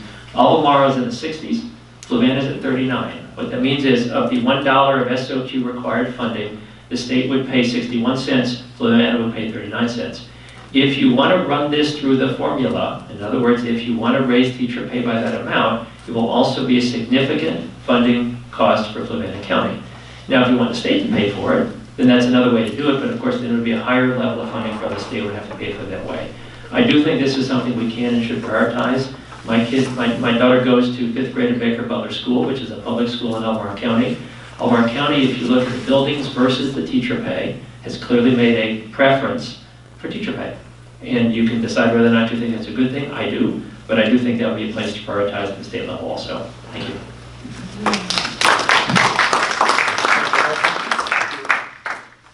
Well, my opponent's been in power now for 18 years, and it's no better, now than it was in 2008. In fact, we're about 11% below 2008 levels in state funding for our schools, which is why your property taxes are going up every year. So apparently this has not been a priority for at least the past 10 years in the General Assembly. My parents were both teachers. My children benefited from public school as well as myself, and I feel like this is a foundation of our communities, and it's a foundation of our future economy and our communities in Virginia. And what we are doing, I think what we're hearing is we should be having all this money because we're #1 in business. We're #1 in business, but apparently now we're hearing there is no money for teachers. So the voodoo economics isn't adding up here. We need to make value decisions about what are we going to support. We have a constitutional mandate in Virginia that we provide public education to our students, and we must do this. I think it's offensive that our teachers are paid $7,000 lower than the national average, even though our wages in Virginia are in the top 10%. And this is sad that Virginia is doing this. You're hurting our future workforce, you're hurting our communities, and the teacher pay raise itself was an unfunded mandate this year on our counties. Although the state gave a 5% raise, there were many teachers in the counties who didn't qualify for that, and the support staff who didn't qualify for that. And so the counties, once again, had to raise taxes and raise revenue to pay this. We have to make this a priority. We have to find the funding for it. As I said, we need to start by decriminalizing, potentially legalizing marijuana, and stop incarcerating these people.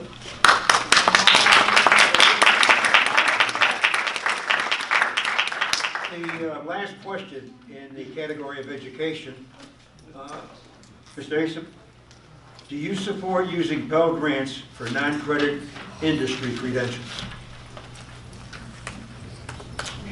That's a question I honestly don't have a lot of background information about. Pell Grants, from my understanding, were designed to encourage minority students and provide those who are in poverty to attend college through grant funds. And so your question was to look at what classes? For non-credit industry credentials. I think if we're to say that we want to prepare our workforce for the future, then I would see it as a way to develop our workforce through credentialing of specialists and those folks that are needed for workforce development in our community. If that is a way that Pell Grants can be legally used, I'm in favor of having more flexibility with how Pell Grants can be used. The Pell Grants have a history, though, also there's been some folks that have challenged Pell Grants and felt that they are not needed anymore, or felt, I still believe that Pell Grants are appropriate, and any expansion that gives persons an opportunity to, if they don't go to college but can get a certificate or a license to be a skill set that's needed by the community or by the Commonwealth, and yes, I would look at flexibility with Pell Grant administration. Thank you. If a professional educator doesn't know the details of the Pell Grants, I certainly will not pretend that I do. In terms of just funding, though, for say it again, Non-credit. Non-credit industry credentials. Okay, non-credit industry credentials. So let's talk about that, and if you are a Pell Grant administrator, you can come up afterwards and inform, please.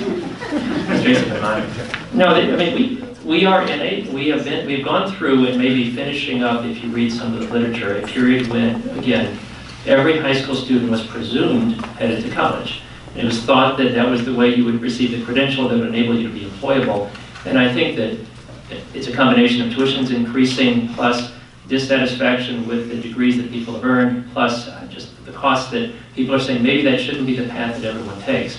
Now, in our community, we have two, well, more than two, but certainly the community college route does not simply involve what I call 2+2, what we're talking about before. You have a student who's earning 2 years cheaper so they can go to a 4-year degree. They have a variety of licensure programs, credentialing programs. I know PVCC best, but they also do it at Germanna, where you can get a job certificate that enables you to have a better job when you're done. And it doesn't have to take 2 years, and it doesn't have to be headed toward a 4-year degree. It doesn't even have to be an associate's degree. It can simply be a credentialing program. In Alcorn County, we have Hitchcock, and a lot of people return back after they are 18 or 19. They drop out, they may get a GED, but they come back in for an apprenticeship program and they learn HVAC. And I've been to those graduations, and it's very moving to see some young man who maybe, it's mostly men it seems, but a young person who maybe doesn't have their act together at 16, 17, 18, and at some point it clicks. This is a job they like or that they can do, or just something that they're good at. Maybe they get more mature, they're supporting a family now, and they say, this is something where I will make the commitment to become really good at electrical work. Or again, HVAC is the one that often has a lot of them signed up, or even construction services. Those are the kind of things that I think you could do. And again, if that doesn't fit Pell Grant, I'm sorry, I don't know about Pell Grants, but that's something I would support. Thank you.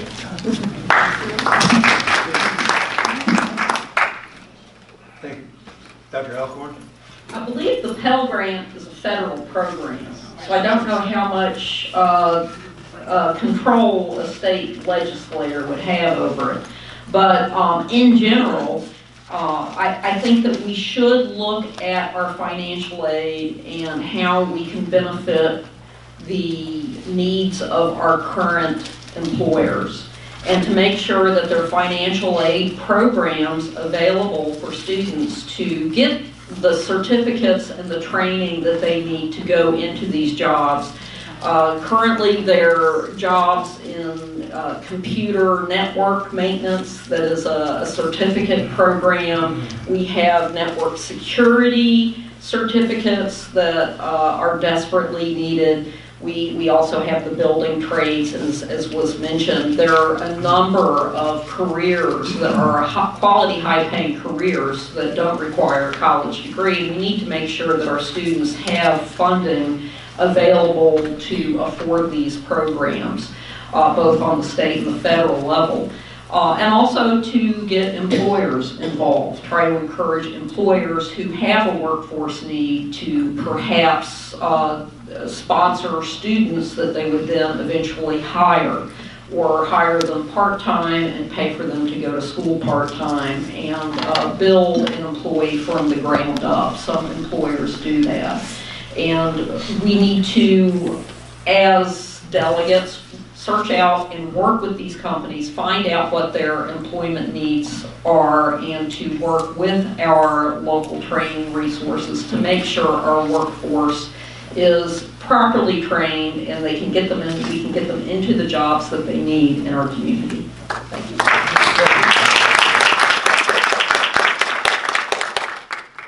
Yes, sir. I think I can make it 4 for 4, and that none of us are quite familiar with this this issue, and so therefore I'm going to turn it to something that I feel strongly about, and that is the cost of education and government loans, and what our students are coming out with, our kids are coming out with these days, and so Pell Grants I don't think are loans, and so we need to make sure that if they're going to non-credit, it is going to legitimate training facilities and legitimate colleges or community colleges or legitimate programs. And that's what I have a big concern with. And everybody's heard at this point about the student loan bubble, billions and billions of dollars. That's the next big government bubble.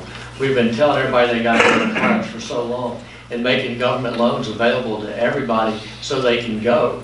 And what it's done is it's just driven up the price of colleges. It has not done anything to make college really more affordable or more accessible. It's just making them come out with a whole lot more debt. And I think that we talk about some of these for-profit places, a lot of them have gotten in trouble and have been put out of business where they're just taking money from student loans. They're making a fortune, but the kids aren't getting anything, or not getting a degree, and are not getting any kind of training that they can use. So I want to, any kind of government money, I want to make sure that it's spent wisely, that it's spent efficiently, and that it is a useful product. So that's what I would do with college loans, and I might as well touch on it now. So I don't agree with free college for taking over students' loans and wiping out student debt for people who decided to go to college, and making people who didn't go to college, who went straight to work, who are making money and earning income, and make them pay for other people's colleges. So that's how I feel on that. Asip, the next category is healthcare. And the first question is, what is your position on continued support for Medicaid expansion, especially as it relates to providing enhanced mental health services for children? Well, I shared in my introduction that affordable health care and the vote against it by my opponent was a big motivator for me to get into this race. So I support the Affordable Care Act Medicaid expansion as it occurred in the previous session before this past one, 2018. And it took a bipartisan effort to do that, and some brave Republicans who stepped forward to support what's right for all Virginians. With 320,000 Virginians now receiving health care benefits that never did before, that weren't able to access before, we need to safeguard this and expand it. Regarding mental health services for children, I pioneered in Chesterfield County Schools, again the 5th largest school division in the Commonwealth, how we can use Medicaid services, how direct billing of Medicaid services from the providers. All we had to provide in each school was a desk, a phone, and then the provider, a private provider, would come in and provides mental health services to our students. at no cost to the school division. So we provided mental health services to hundreds of students using Medicaid, for Medicaid eligible students. In special education, we provide social emotional supports through a variety of issues, including Medicaid supported services. So when folks at the federal level were talking about tinkering with Medicaid, I voiced myself in terms of going to Capitol Hill and addressing that and voicing my concerns about, because students with disabilities would lose services. We can provide mental health services. The teachers are getting hurt in our schools. They're handling very challenging students with mental health needs, and some students that have faced significant trauma. We need to expand those services. The Board of Education proposed over almost $1 billion, part of it to go towards counselors and support staff to be built into the SOQs to add those supports for our schools so teachers can teach and support folks can help those students that need the help. Thank you.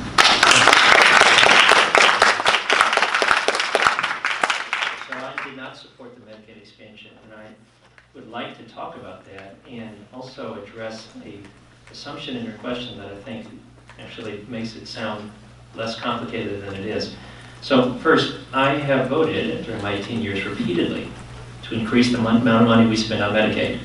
And I say that because I think it underlines where we are. When I came in, it was $1.5 billion of our general fund. In 2020, it's $5.4 billion of our general fund. That is not with any part of the Medicaid expansion. What I mean by that is we tripled the spending. It went from 13% of the budget to 24% of our budget without the Medicaid expansion, because we were providing the kind of services that Mr. Asip talked about. There's something called Medicaid waiver, which is used for some of the most profoundly needy children.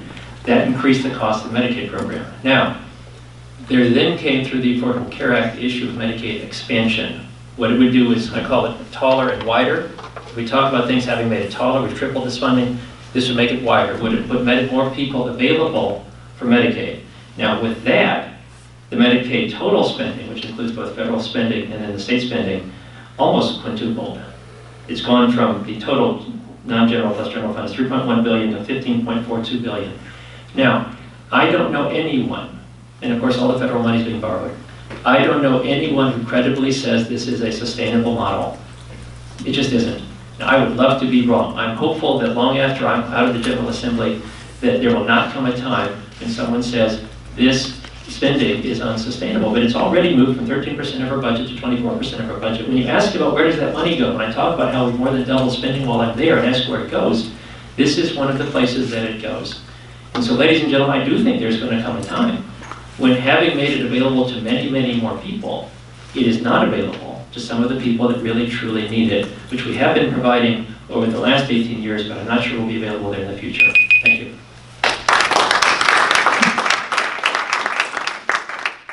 Could you repeat the question? Yes, ma'am. I think this was about children specifically. What is your position on continued support for Medicaid expansion, especially as it relates to providing enhanced mental health services for children? Okay. Medicaid expansion was bringing our tax dollars home. And all of us pay federal taxes, and I think it was a travesty that our politicians in Virginia refused to bring our federal tax dollars home that we had already paid. We have a situation in Virginia where hospitals were being required to pay for the uninsured. And so the hospitals went to the General Assembly at one time, said, we will pay for Medicaid expansion. They're already paying for it by doing the free care and this unfunded mandate care they're required to do by treating everyone in their emergency rooms. They would still refuse to take it. So what you're seeing is you're bringing our federal tax dollars home that we have already paid, and it's going into our local hospitals and our local providers who are being shortchanged anyway. So it's going to help the medical economy here in Virginia. A big driver of our non-Medicaid expansion costs are long-term care for the elderly and disabled. Well, what's been going on the past few years? We have the baby boomers aging, and we have a much larger group of elderly. And this is only going to get worse in the Commonwealth of Virginia over the next 20 years. And so instead of complaining about how much this costs, we need to get very proactive in finding ways of providing good quality care to our elderly in our community that does not break the bank. We need to think about chronic disease control, community focused, and ways that we can keep our elderly and disabled in their home with care that won't require them to go to these long-term care institutions that are extremely expensive and have a questionable quality of care. Thank you.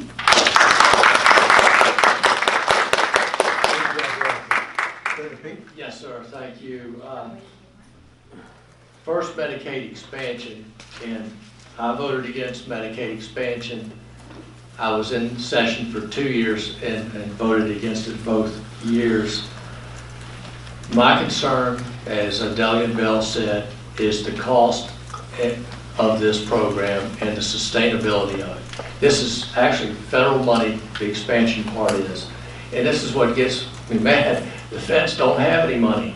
All our money's coming from China. We are running a yearly $1 trillion debt every year. We have a $23 or $24 trillion deficit. Well, it's the other way around anyway. $23 trillion debt and $1 trillion a year deficit. And they're giving us $800 billion for Medicaid expansion. Where are they getting it? How long do you think the federal government is going to keep giving that money to us? Where is it coming from? And what's it doing to our children? For generations, that debt, they're paying it back. I mean, we're paying interest on this stuff that we're borrowing that we don't have. Somebody's paying for it. But benefits for children. Yeah, I think we're all in favor of mental health for children. And if we're going to take money, we need to make sure that it's spent wisely. And spending it on our children is a good way to make sure it's spent. Medicaid expansion expanded the pool out to people who are 200% of the poverty level who are working. What we need to do is focus on making health care affordable to people who are working full time so that they can get their health care insurance from some kind of a private group. We need to make it more affordable. We need to make it more available for people to pool their interests together so they can afford health care so we don't expand Medicaid. But in this budget we just passed, we also put in money in the education budget to put more counselors in school to help with mental health behavior for children. It is a critical issue, and it feeds into a lot of other issues I think we'll talk about later. Thank you, Senator Peake. Continuing with healthcare, in the category of healthcare, Delegate Bell, please explain how you support or do not support the Affordable Care Act. How do you see it as a driver for reduced premium costs in Virginia? I don't support the Affordable Care Act, obviously. I don't support the Affordable Care Act. The Affordable Care Act was predicated on a couple of ideas that even at the time proved problematic or were predicted to be problematic, and they're not deep. The issue would be the President wished to increase access to a large group of people that were not otherwise getting access to insurance. And the way to do that, there's two ways you can do that. One is you provide direct government subsidization, which he did through subsidies. And the other would be to allow people that otherwise do not wish to cover that insurance cost and force them to do it. And you can do that one in two ways. You can either require them to purchase care insurance, which is what he did, but then also the other insurance providers, the other insurance consumers, the people that have the insurance, are going to bear the cost as those go up. And the problem with insurance generally is that someone ultimately has to pay the bill. And this was, I want to say, it was certainly never much discussed when discussions of the Affordable Care Act were made. Now, I think that ultimately, if you want to bring down costs, you can't simply shift them from one person to the next, to the person who doesn't want insurance, to the taxpayer, then back to the insurance company, then back to the other insurance company. You have to get at the costs themselves. And we've done a number of things that we think would help with that. Start at the top. We have insurance healthcare monopolies in Virginia with hospitals.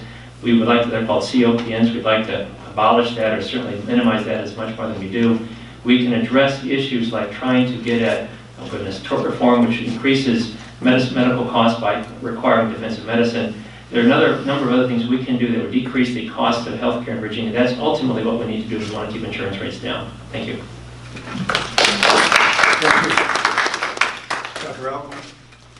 Well, last year, our district had the highest health insurance costs in the USA. My husband and I lost our insurance. We're both self-employed small business people when an insurance monopoly in Virginia was allowed to charge us $6,080 a month for health insurance. This went through the Bureau of Insurance, which is managed by the SCC, State Corporation Commission, and when they put these rate requests across the desk, they asked no questions. They didn't ask for any statistics. How are you coming up with these numbers? They were rubber stamped. We have a system in Virginia that's quite broken, and it's working for the profits of the insurance monopolies and not for us, the voters. I think this is a travesty. These people were appointed by the GOP majority in the General Assembly, and they clearly are not working for us. As a result of these outrageous rates, not only did they charge local people these rates, they charged these rates to the federal government, which ripped off your tax money. And as a result of these outrageous fees, this monopoly made the highest profits of any insurance company in the United States of America, ever. That's right. And this is a crime. This was a crime committed on their watch, and nothing is being done about it. And this really needs to be reined in. These monopolies need to be reined in. We need to put guidelines, we need to put guardrails on this. They're ripping off people here in Virginia where profits of these companies are more important than the health of our communities and the health of people here in Virginia. I do support the ACA. It was a revenue neutral plan. It was a conservative plan that used private insurance companies. And the conservative groups decided they hate it. And what have they come up with as a solution since that time? Thank you.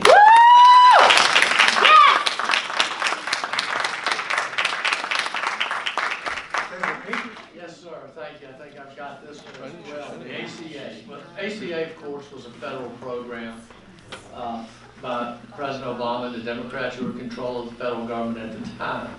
So at the state level, we've had very little say-so over the implementation of the ACA.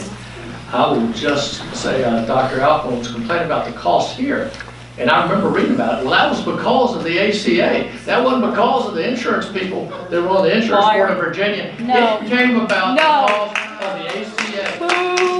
May I remind the audience, excuse me, sir, may I remind the audience, please, keep it down. We really appreciate it. They weren't charging anybody $6,000 a month for their health insurance until the ACA passed. It didn't happen until 2 or 3 years ago when ACA was passed. Now that's the damn truth. Somebody called me a liar. That was me. You're wrong, because it didn't happen until ACA passed. And you know that. It happened because Trump undermined the system. It didn't happen until after ACA passed. And I would go to this. You're wrong. Insurance industry folks, I talk to them, I know them well. The ones who we provide insurance in my small business. We have 12, 15 employees. Right when they passed, he said, you think healthcare is expensive now? Wait till it's free. And that is exactly what happened. Obama told you your premiums were going to go down by $2,000 a month or a year. They doubled. I've got a guy here, a lawyer who's in the Virginia lawyer pool, a massive pool. His insurance went from $1,000, $1,500 for his family to $3,000. That's what the ACA has done. And it is the cost of insurance. The problem with ACA is federal government does not do much efficiently. And they're not doing health care efficiently. And when the federal government gets involved, costs go up. I don't approve of the federal government taking over the majority of health care. And that's why I'm opposed to the ACA.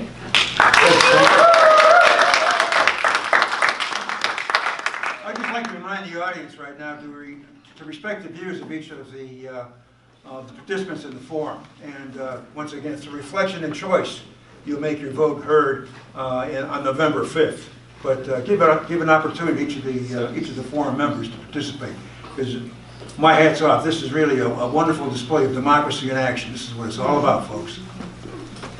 Mr. Asip. Thank you.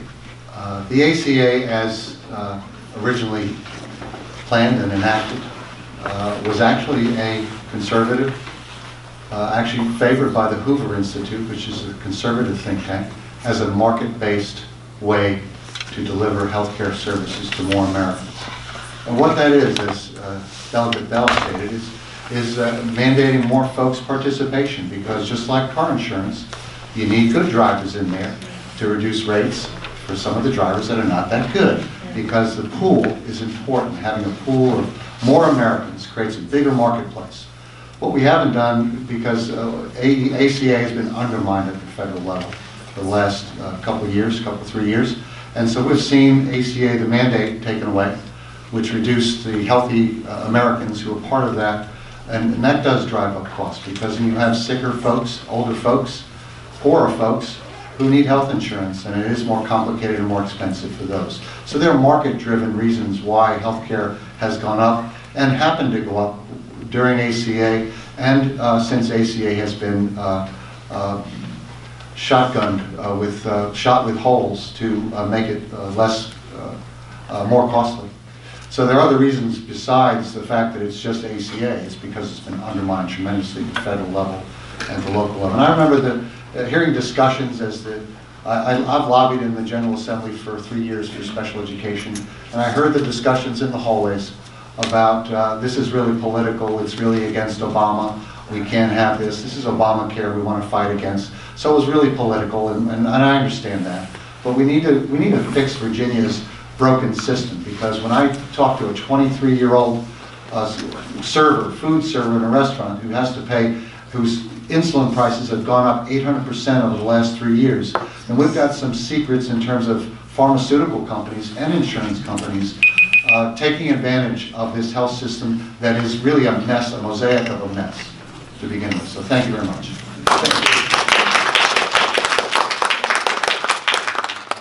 The next question will be directed towards Dr. Alcorn in healthcare. Where do you stand on the issue of reproductive rights for women? I believe in Roe versus Wade, and I believe that we should, in Virginia, codify Roe v. Wade as a pro-choice option for women. I also believe that we here in Virginia need to do all that we can to prevent unwanted pregnancy. I was very disturbed to see that our current delegate refused federal grant money to help pay for long-term birth control here in Virginia for women. Once again, this is our tax dollars we've paid out. I would like to see it come back to help the people in my community. One good thing the ACA did was it mandated that employers, when they offer insurance to women, that they would also offer them insurance coverage for reproductive and female health. Just by doing this, we have brought the rates of abortion down tremendously in the United States of America since the ACA was implemented in 2010. This is what we need to do with our health care system. We need to make sure that we keep right to choose legal, that we have safe medical practices available to all women, and that options are available to women, as well as comprehensive health care.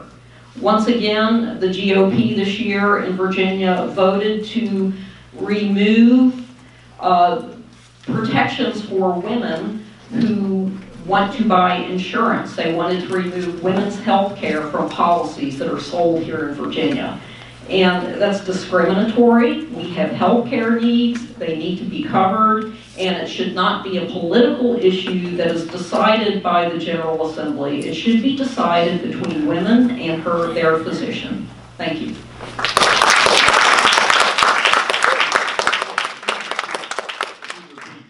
Yes, sir.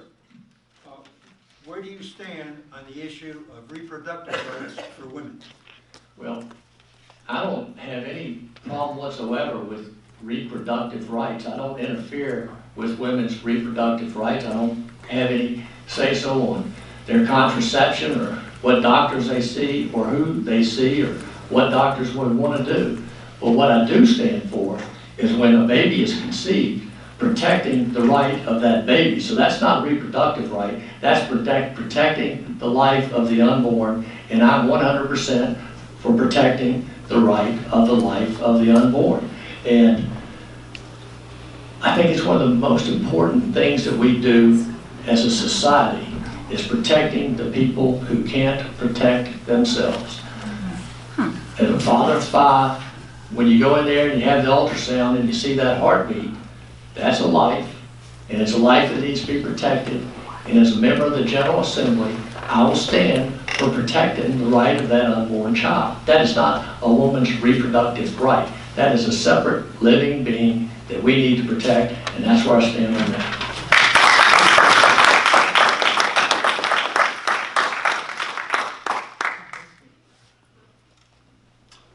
My position on that is to support a woman's right to be in consultation with her doctor and make her choices with regard to her reproductive choices in her life. And that's often done with consultation of clergy, counselor, and her medical professional. So I leave that to the woman to do that with her family as she so chooses. So I am pro-choice, and that choice to continue the pregnancy or not continue a pregnancy. I want to comment one further, is that there has been some publicity over a 3rd trimester issue that came up in the General Assembly. And what I've got to say is that I'm ashamed of how that has taken its course, because that victimizes parents who in the 3rd trimester who have decorated a child's room, who have wanted to carry a child to term, who have had showers and bought baby clothes, washed those clothes, put them in their nursery. And the way I'm seeing commercials about from Republicans on this issue is that these parents that are making the hardest, most difficult choice of their life, the life of the mother, the life of the child, that these are being victimized by folks in this commercial, this effort to frame this as infanticide, which is not true. These are horrible choices that couples have to make that include less than 1% of all terminated pregnancies. So I've seen the commercials. You might have heard the commercials also yourself, but that's cruel and victimizing couples that have to make horrible choices of life or death. Thank you.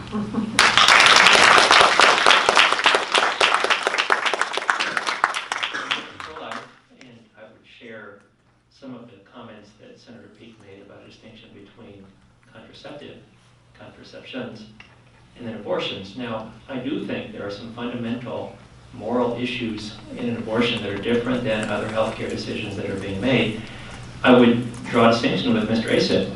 I was there when the bill was presented, and what he's describing, which is a very, very rare procedure, almost never done with multiple consultations with multiple doctors, which almost never happens, is true, but that's current law.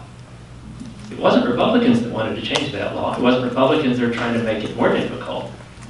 The bill that was proposed, the bill that received all the publicity, the bill I voted against, would have reduced the restrictions on 3rd trimester abortions. There was no exception if the baby was otherwise viable.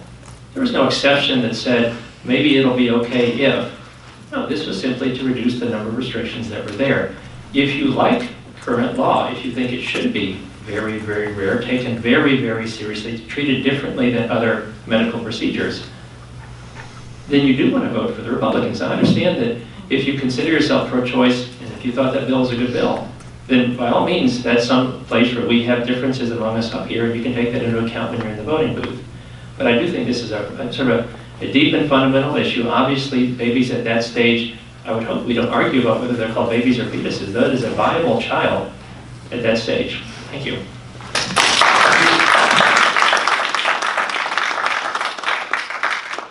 And the concluding question in the category of health. Senator Peake, are you in favor of a single-payer health insurance program? Why or why not? No, and no. It's as I said before, I think by single payer, my understanding of single payer is that means the government provides health care to everyone. Is that what you mean by that, Mr. Hitchcock? That's my understanding. That's my understanding. I am not for that. I think private sector does most things most efficiently. I think they do it in healthcare most efficiently.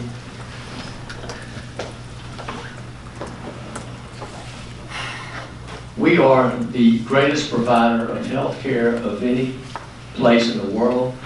People come here to get their healthcare.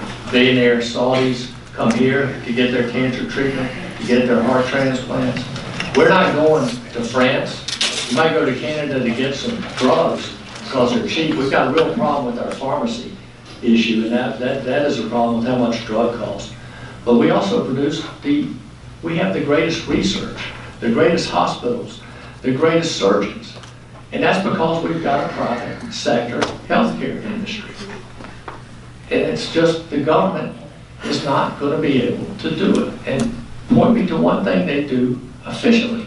And they do the military. We have to have the military. We couldn't do it otherwise. But look at what they pay for things. You've seen the cost of hammers and coffee pots and things on airplanes. When the government takes control, everything gets out of whack. And we have to make it the problem with healthcare is that we have gotten so good at it, it is so expensive. We can do heart, lung transplants. We can do kidney transplants. We can take babies who are born at 20 weeks who now have never had any chance of survival, who weigh a pound, and keep them alive. We can do things with brain injuries, everything. It costs a lot. And the government, if they take over, they will lose all of the innovation in healthcare. I am adamantly opposed to single-payer healthcare.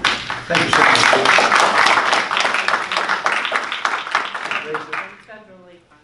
Well, I'm not a single-payer supporter, but I am supportive of improving and enhancing the Affordable Care Act. And so that Medicaid expansion, refining what we do, that we broke. We opened that can, started working on it, and we've been tinkering it and making it worse, not better. So I want to improve the Affordable Care Act for Virginians. I disagree that it was the Affordable Care Act. Actually, in its first years, the Affordable Care Act brought down the costs of services below the level that was in place before the Affordable Care Act. So the Affordable Care Act was effective in bringing down some hospital costs in its first years, and then it got undermined by tinkering with the mandate, which reduced those healthy individuals who were in the pool of customers and patients. So I am not for single payer. I believe, I disagree that, you know, we have infant mortality and maternal mortality rates that have actually climbed in this country. So to say that our healthcare is a signature to the world, it's not. The outcomes are not there for our healthcare. And plus access to that healthcare. You can have great healthcare, but if folks can't access it, then we are really underserving folks who have poor means, who have to make a decision on whether they will go grocery shopping or get medication. And that's a third world country situation, and we're the United States of America, and I think we can do better. That's right.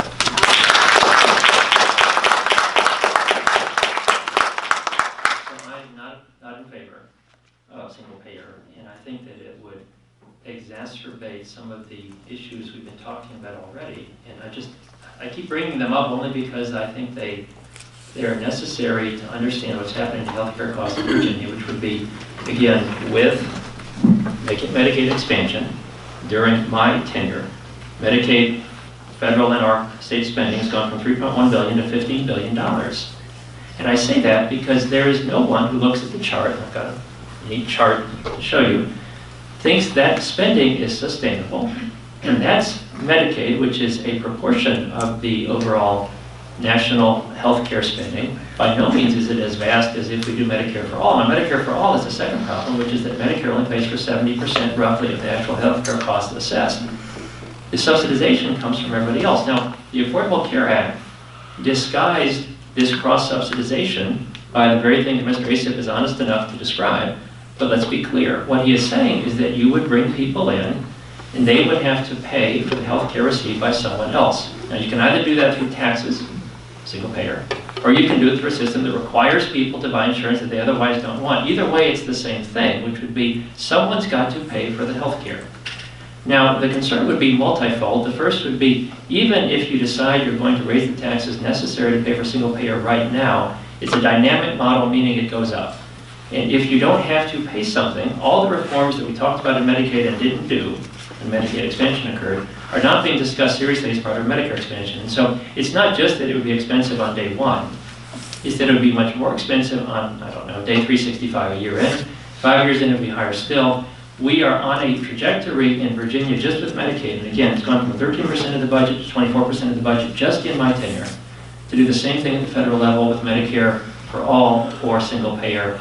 We simply don't have a model that works. Thank you. Dr. Alcorn. Thank you very much. I see a lot of you clapping against single payer. Are any of you on Medicare? Yeah. That's single payer. All right. Any of you on TRICARE right now? That's single payer. Okay. And if you look at the costs of those per person per year, I think TRICARE is about $5,700 per year, the cost of TRICARE, and I believe Medicare is about $4,800 per year cost of health care. And then you look at private insurance and how much that costs every year. That's about $13,000 a year. So you can see there's a huge discrepancy. And so why is there such a huge discrepancy between the private insured costs and these other systems? And it's called corporate profits. And so having been in the healthcare industry for the past 30 years and fighting with insurance companies for the past 30 years, the issue here is a entity that is not a healthcare provider. It has no responsibility for the outcome of your health. It has no legal responsibility for the outcome, and they're the ones sucking the money out of the healthcare system. Have any of you had claims denied saying that you don't deserve that treatment?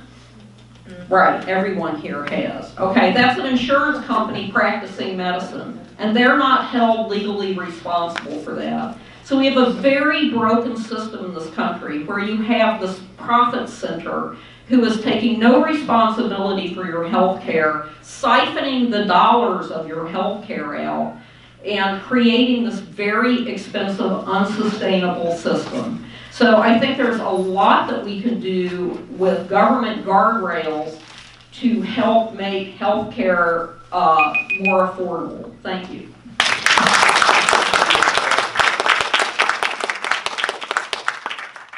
The next category of questions, there'll be three, and that will be the concluding portion of the forum. We'll deal with the Second Amendment and gun rights, gun control. Mr. Asip, what do you feel can be done to help curb the number of gun-related deaths, especially as it concerns domestic partner and mass shooting violence in the Commonwealth? Well, this is a complicated situation that really depends on each situation. It's very situational in terms of the who has access to guns, what gun is used. So these issues are very complicated. However, I believe that reasonable gun control measures such as universal background checks, that red flag laws that will keep guns out of the hands of folks who are a danger to themselves and others, and looking at whether an AR-15 is needed in the community or could be left at a shooting range to shoot and do target practice and enjoy it there. So those kinds of reasonable gun control measures. Now, folks have said at a recent forum I was at that they enacted several of Governor Kane's recommendations after the Virginia Tech massacre. Well, there are some still left on the table. And whether we need to study them anymore, I question, because they've been studied. The commission that grew out of the Virginia Tech massacre made recommendations, some of which were implemented, some not. So there has been extensive study. I think the General Assembly will be coming back in November, post-election, and hopefully engaging some reasonable discussion, which it walked away from in July, instead of discussing at that time. So I'm in favor of reasonable. I'm from Powhatan. I have friends who own guns, folks that hunt. So I understand that in our rural area we enjoy our guns, and I want to make sure that they're safely in the hands of those law-abiding citizens who enjoy them for recreation and protection. Thank you.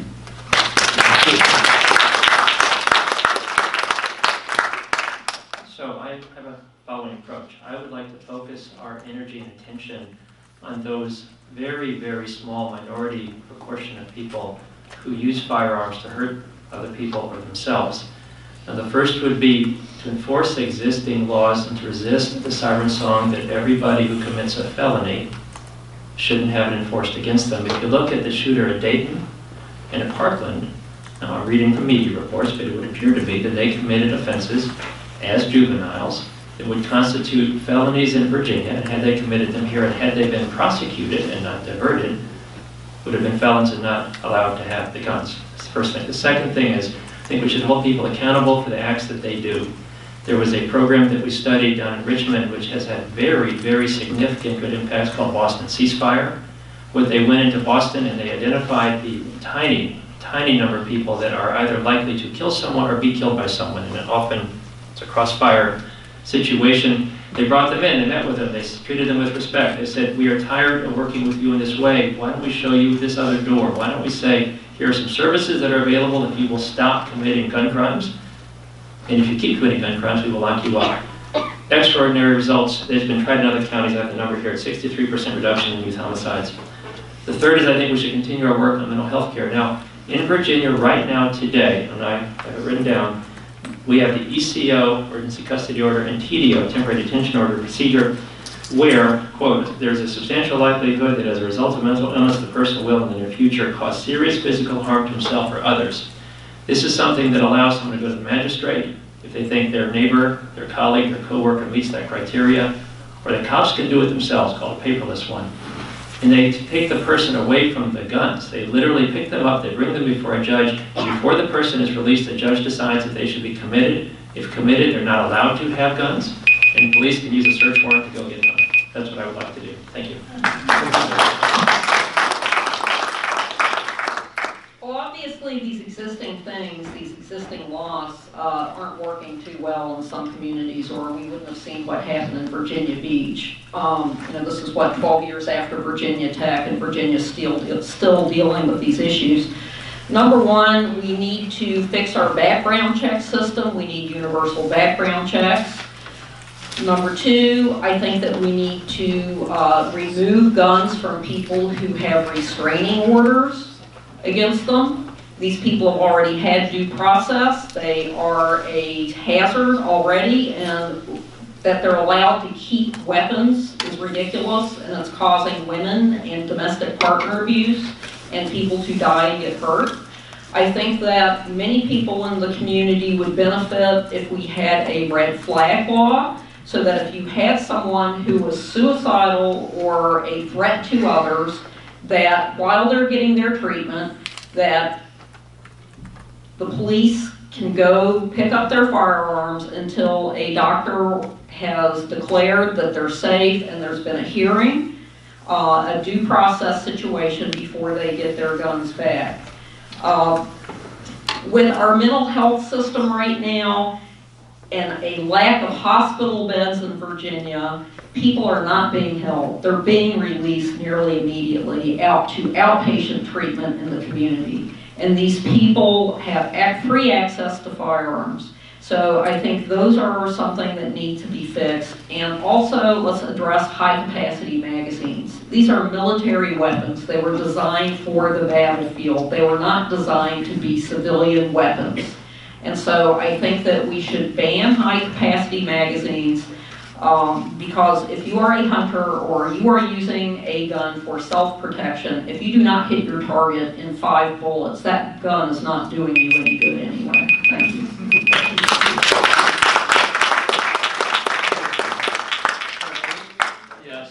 This is one of the most divisive and important and crucial issues that we face as a Commonwealth and as a society. And I can assure you that as a legislator, I take this problem very, very seriously. And the Second Amendment to the Constitution, it's number 2. And it's number 2 for a reason, because our founders thought it was very, very important. It wasn't 15 or 20 or 25. You got the first one and you got the second one. And they weren't talking about hunting. They weren't talking about shooting bear and rabbit and stuff to eat. They were talking about a well-armed militia, because they knew what they had just gone through. And they knew the dangers of a tyrannical government. And that's what the Second Amendment is for. And now there's a process in the Constitution to amend the Constitution. And so the Constitution can be amended to do some of these things. But as a legislator, we're sworn to defend, my oath was to defend the Constitution. And that's where I stand on it. But we've got serious problems in our society now. Social media, whatever it is, we have so many young folks that are just distraught, they're mentally ill, they're not getting the treatment they need. If you've ever had anyone in the mental health system, there is a serious lack of psychiatrists, of anyone to treat them. And this is another prospect of what government did that they thought would help. Now, you can't keep anybody. It's a minimum of 3 days. They've done away with all kinds of institutions where you can keep people and treat them. If somebody goes, and I do these as a lawyer, we defend them. They go in, they are out in 3 days. Do you think you can fix somebody who's threatening to blow up a school or shoot themselves or kill their family and their neighbors in 3 days? That is one of the problems, and we've got to do something to address it. Delegate Bell, do you support limits on assault-style weapons, increased magazine capacity, and the sale of bump stocks? Why or why not? Okay, so some of those have federal limitations, and that's something that comes down to state by state, excuse me. It applies to all the states, it's not state by state. People know what the rules are. Recent changes to the bump stock rules and what they call machine guns, fully automatic weapons, would be applied. I don't support additional rules on top of that applied by the states. I do not support Virginia making additional changes as have been suggested by some of the people up here tonight. Thank you. I'm going to repeat the question. Do you support limits on assault-style weapons, increased magazine capacity, and the sale of bump stocks?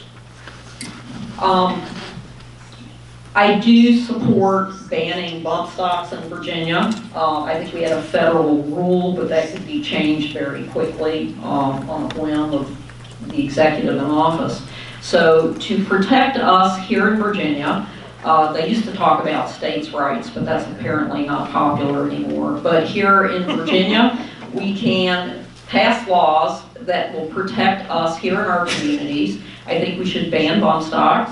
I think we should ban high-capacity magazines and limit it. When the framers of the Constitution were writing the Second Amendment, they could not foresee a weapon like a high-capacity magazine. They were dealing with musket loaders, and that was what was on their mind. They did not have the ability to foresee something like a military weapon that we have today. These things should not be on the street. They should be limited. People are fine to keep, I have no trouble with people keeping their guns for protection or for hunting, but high-capacity magazines are military weapons. I don't believe we could honestly ban certain types of rifles that are semi-automatic, because it's not really the semi-automatic rifle that's creating the problems, it's the number of bullets that makes them so extremely lethal. So I do not think we should target out specific weapons, but we need to ban the high-capacity magazines for use in civil ownership here in Virginia. Thank you.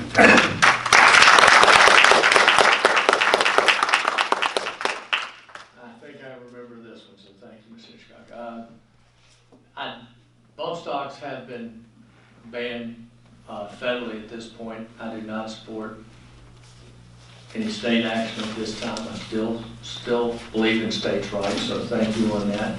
But I also believe in other states, and if we ban them and they have them from other states, and then we make them illegal when they come into our territory, kind of like what DC had done. They banned handguns, people traveling through DC from Virginia, where you can lawfully own a gun, you drive through and you're a felon. And so I don't like the way that turns out. It's a national problem. It has hit just about every state in the last 10 to 12 to 13 years.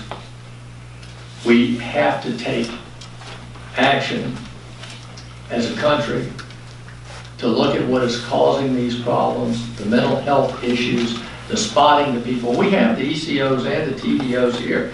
So if someone, and that's what happened, I believe it was the kid in Ohio, but his parents at Barbados, Texas had called the police and said, there's something wrong with my son, he's got these guns and I'm worried about it. We have that here. If you call here and say, my son or my neighbor is threatening to kill me or threatening to kill somebody else or threatening to go blow up a school, you call and they will take them into the emergency room. They will detain them. There will be a judge brought in and there will be a hearing and they will be detained. And if they are committed, they are banned from owning firearms and the police will remove the guns from their home. There is a process now. If someone threatens people or threatens their life even, if they're threatening suicide, they can be detained. That's what happened with pre-Ds. We didn't have enough sun. There weren't enough beds. They couldn't find the beds for them. But I don't believe if you want to ban weapons, if you want to ban magazines, then I think you need to amend the Constitution. Thank you, Senator Peake. Mr. Racy? Thank you. Let me be real clear. I'm very cautious around our labeling the problem a mental health problem.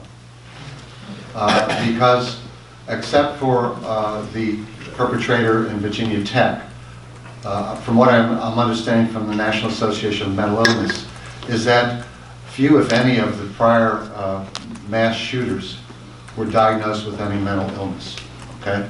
So we have to be careful not to call this a mental health problem. This is a gun access problem and a gun problem. And so when we create it as a mental health problem, number one, mental health is really complicated. And to address that, we do have laws that protect the rights of those mentally ill also, so that they're not incarcerated beyond a certain time. But red flag laws would allow without a commitment, because a commitment is a mental health emergency action. Without a commitment, you can separate that person from their weapons.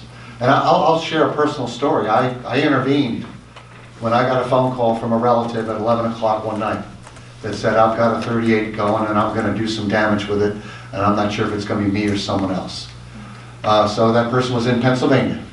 And I called the police in Pennsylvania. They intervened.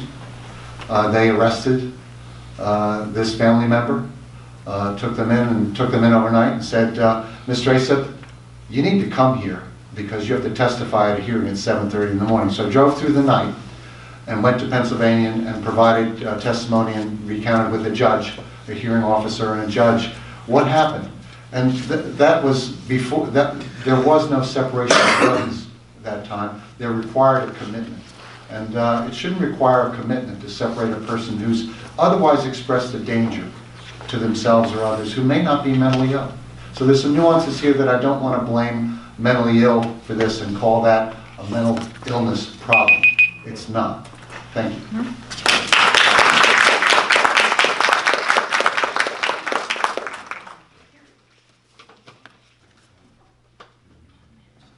The last question in this category, it's be the last question from the forum, is do you support including gun shows in the background check process? Delegate Bell. So in the current law, I support the current law. The current law treats it differently based on who is selling the guns. And so if you attend a gun show and are a federal firearms dealer, someone who sells guns for a living, we impose upon you the requirement that you then do the background check there. If you are not a federal firearms dealer, if you're there as a private citizen, and there's different definitions of how you what line you cross to become a federal firearms dealer, But if you're there as a private citizen, we do provide it as an option, but we don't require the private citizen to separately do a background check on the buyer. I support the current law. Thank you. Thank you. Dr. Alcorn? I think Virginia should close this gun show loophole. We need to have a responsibility that when someone is selling guns to a stranger, they're not selling them to a dangerous person who may have a criminal background. So we need to close the gun show loophole. If we allow people, I think we also need to reconsider selling guns or giving guns in between family members. I think that's fine to give them in between family members, but I think we should also hold these transfers, hold someone responsible. And if someone gives a gun to someone who they know to be a danger or they know to be a criminal, I think that there should be some kind of civil or criminal penalty should someone become hurt in a situation like that. Back in 2006, I was involved temping for a dentist in Bridgewater, Virginia, whose next door neighbor opened fire on him and his wife with a semi-automatic assault weapon with a high-capacity magazine. His wife was killed. He was in ICU at UVA for weeks recovering. And so the person who did this to him had a mental illness. He was unstable. He had been under treatment. He decided to stop taking his medication. And his father, in such his wisdom, decided that he should have a semi-automatic weapon to help him get better. And so his father bought this gun and gave it to him. These types of situations should not happen, and we need to have some type of responsibility in our current system that helps prevent these types of things from happening. Thank you.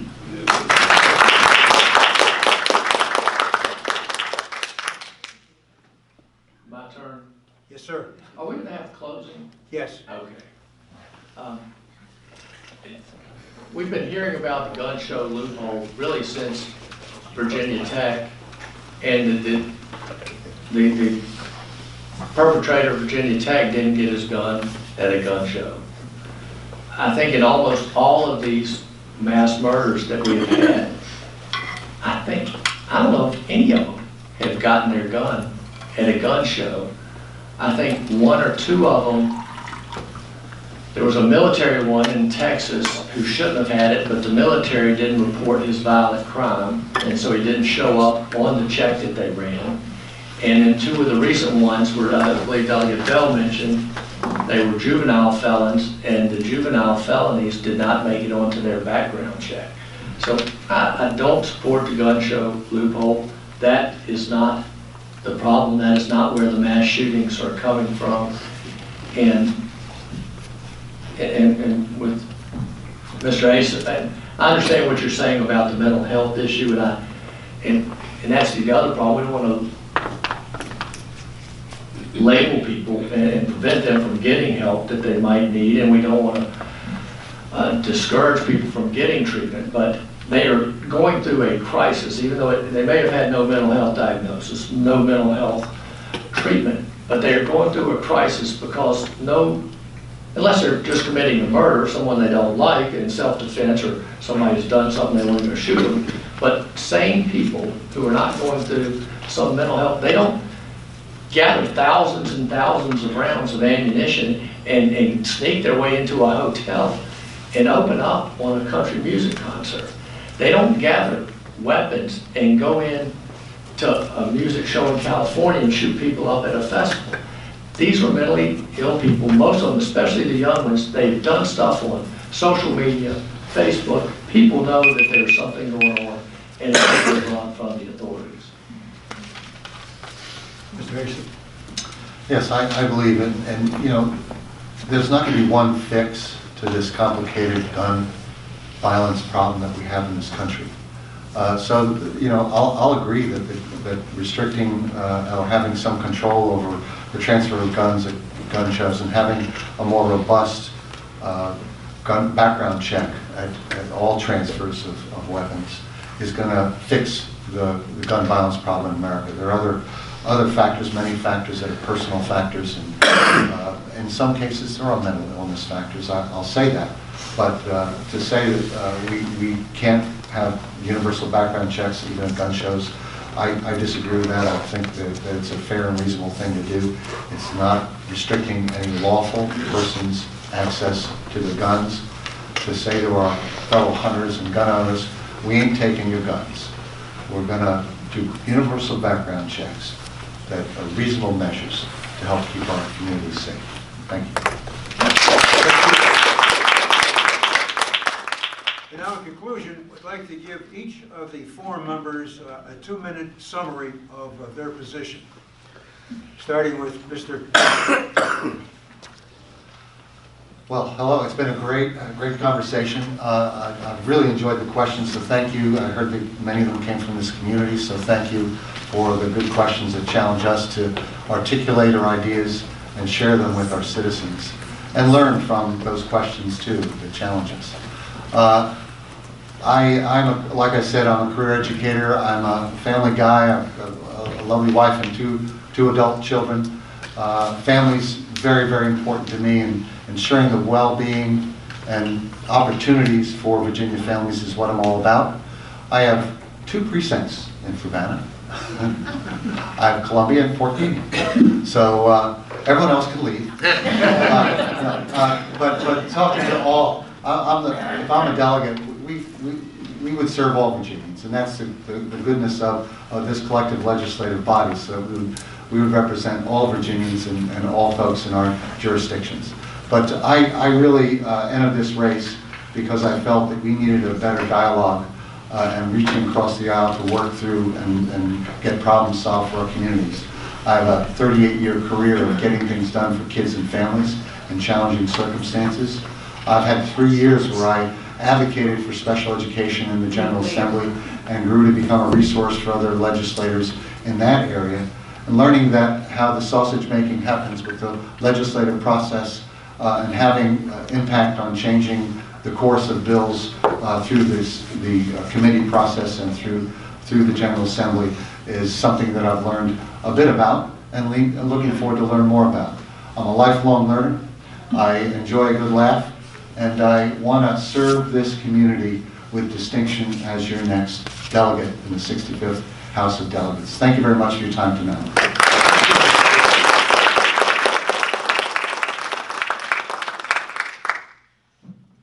I'd like to echo what Mr. Asip said about thanking you for coming out tonight. Again, this has gone on, hope constructively and productively for everybody, but it is a weeknight in October. All of you had other things you could have done. You came here instead. Thank you.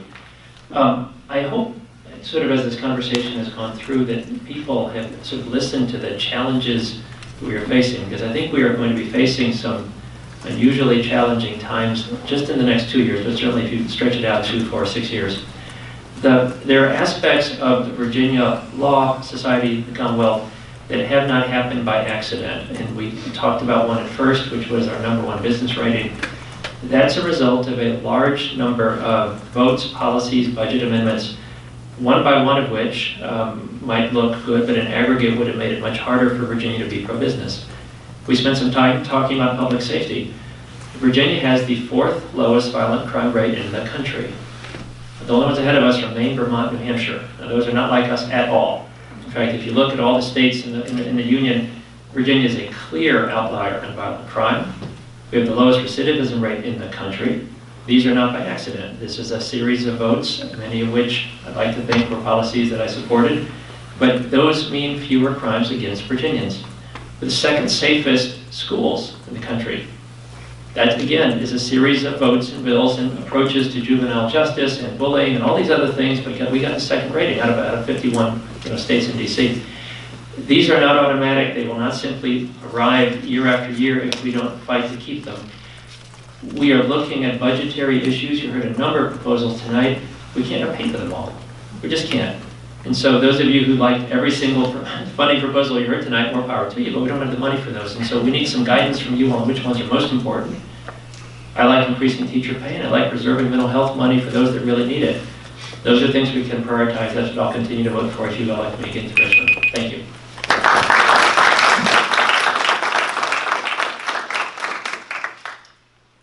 all for coming out tonight, and thank you, Fluvanna Chamber of Commerce, for hosting this event.